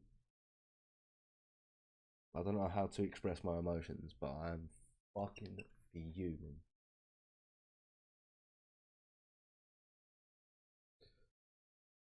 Holy fucking shit. Moments before turning himself in. Mark's wife Bonnie sadly died on the 23rd of August 2020 at the age of 90. The worst part is that she will never know if Mark will ever be free.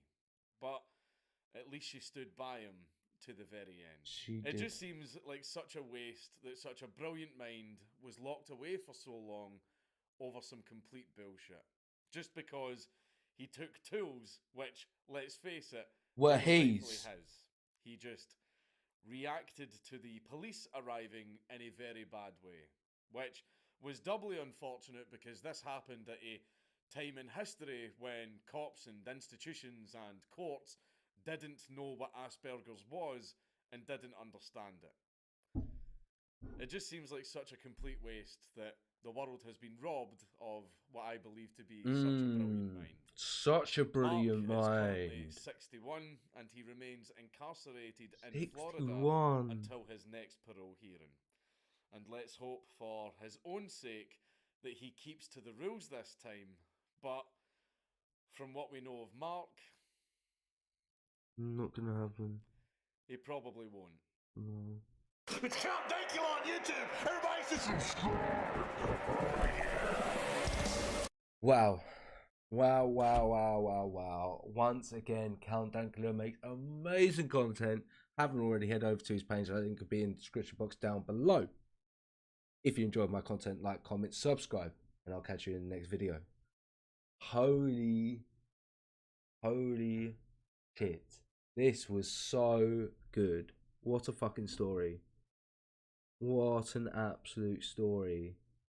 So many emotions. So many emotions through that whole thing. Wow. I thoroughly enjoyed that. That was a really enjoyable reaction. Really enjoyable reaction. Supreme, the video you want, is it a short one? How long is it? Because it is getting pretty late. So I was probably going to stay on until 11. So if it's like a 20-30 minute video, I could probably do it. Wow, that was such an interesting story that got me all my emotions everywhere. Absolutely crazy. Could you imagine going through that? That man had such an interesting life. It was so sad. So sad. It was so engaging as well, though. The story itself is so engaging. Count Dankular made an amazing job sort of explaining about it.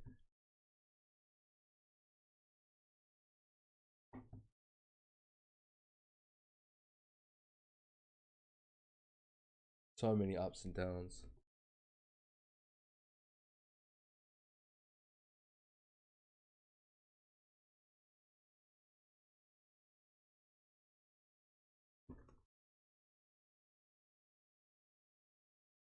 Which one is it you want me to do? What type of reaction is it? Is it a music reaction? Mention.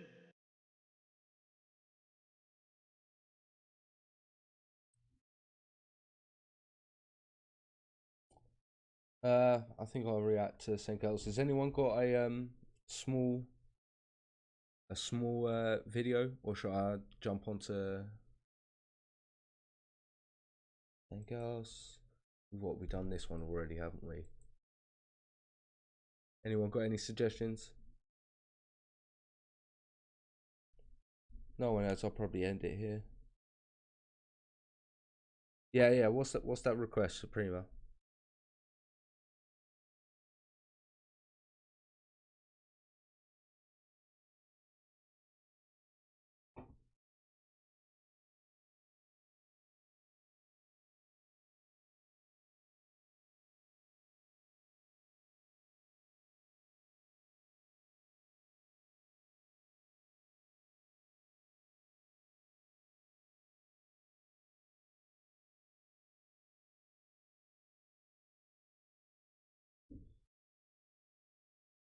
What's the video? Let me have a quick look at it first.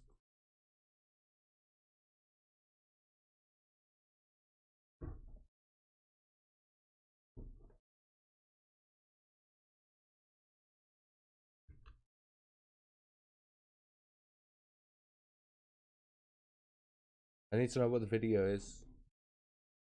Suprema.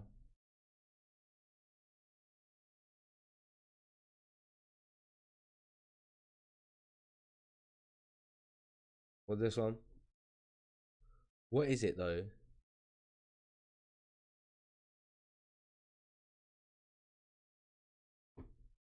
Mention that he taught. If it's just something along like speaking lines, I'd rather just do something along the history lines. I'll probably jump onto something to do with Amar.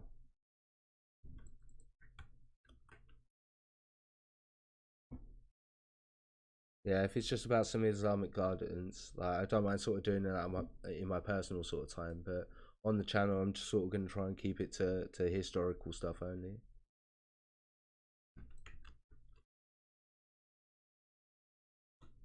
So what video on Amar do you want me to do? Or is it all just...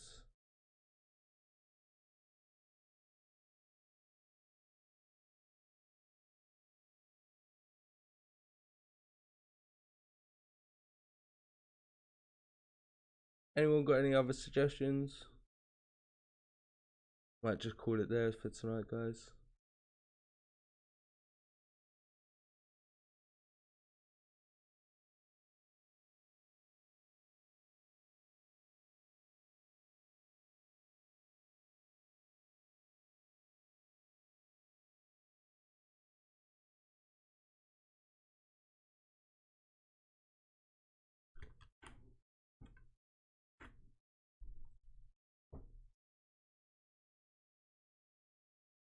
Alright, DZ, see you later, DZ. Thank you for staying for so long. Hope you guys enjoyed it.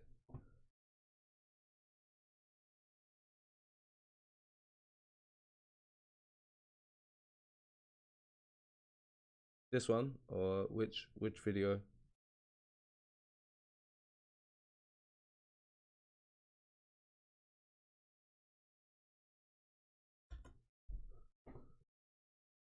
Anyone got a history stuff, or I don't mind taking another suggestion. I've got one more in me.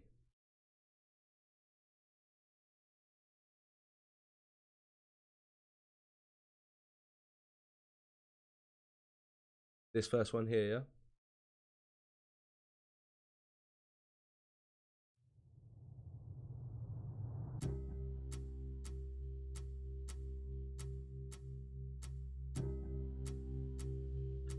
Okay, let's go.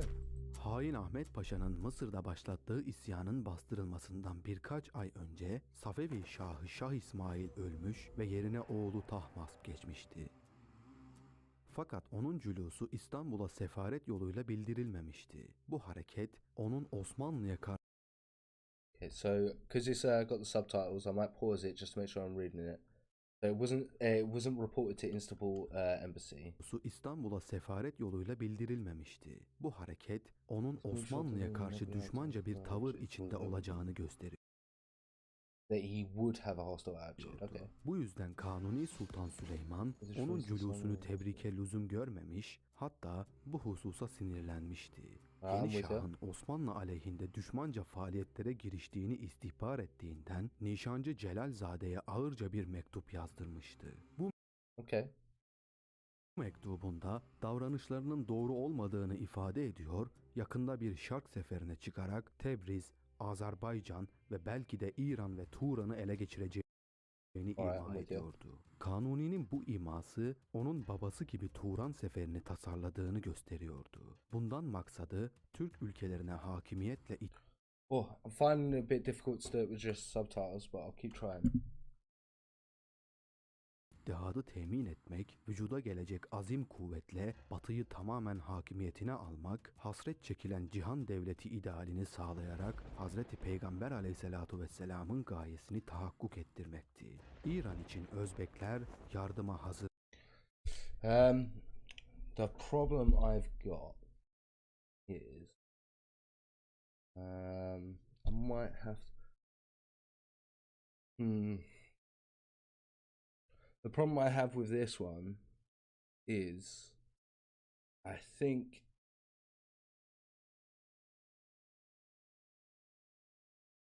problem I have with this one is it's going to be difficult for other viewers to be able to understand what's going on without being able to read the subtitles. Obviously, it's not going to be for a reaction on the main channel as well. So yeah, I think it's going to be a bit too difficult to do. I do apologize, guys. I also want to make sure it's entertaining enough as well, you know. But yeah, I think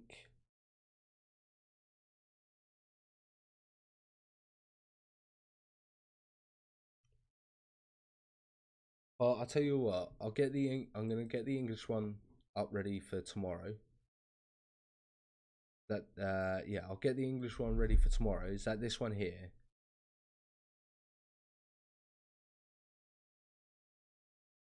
This one.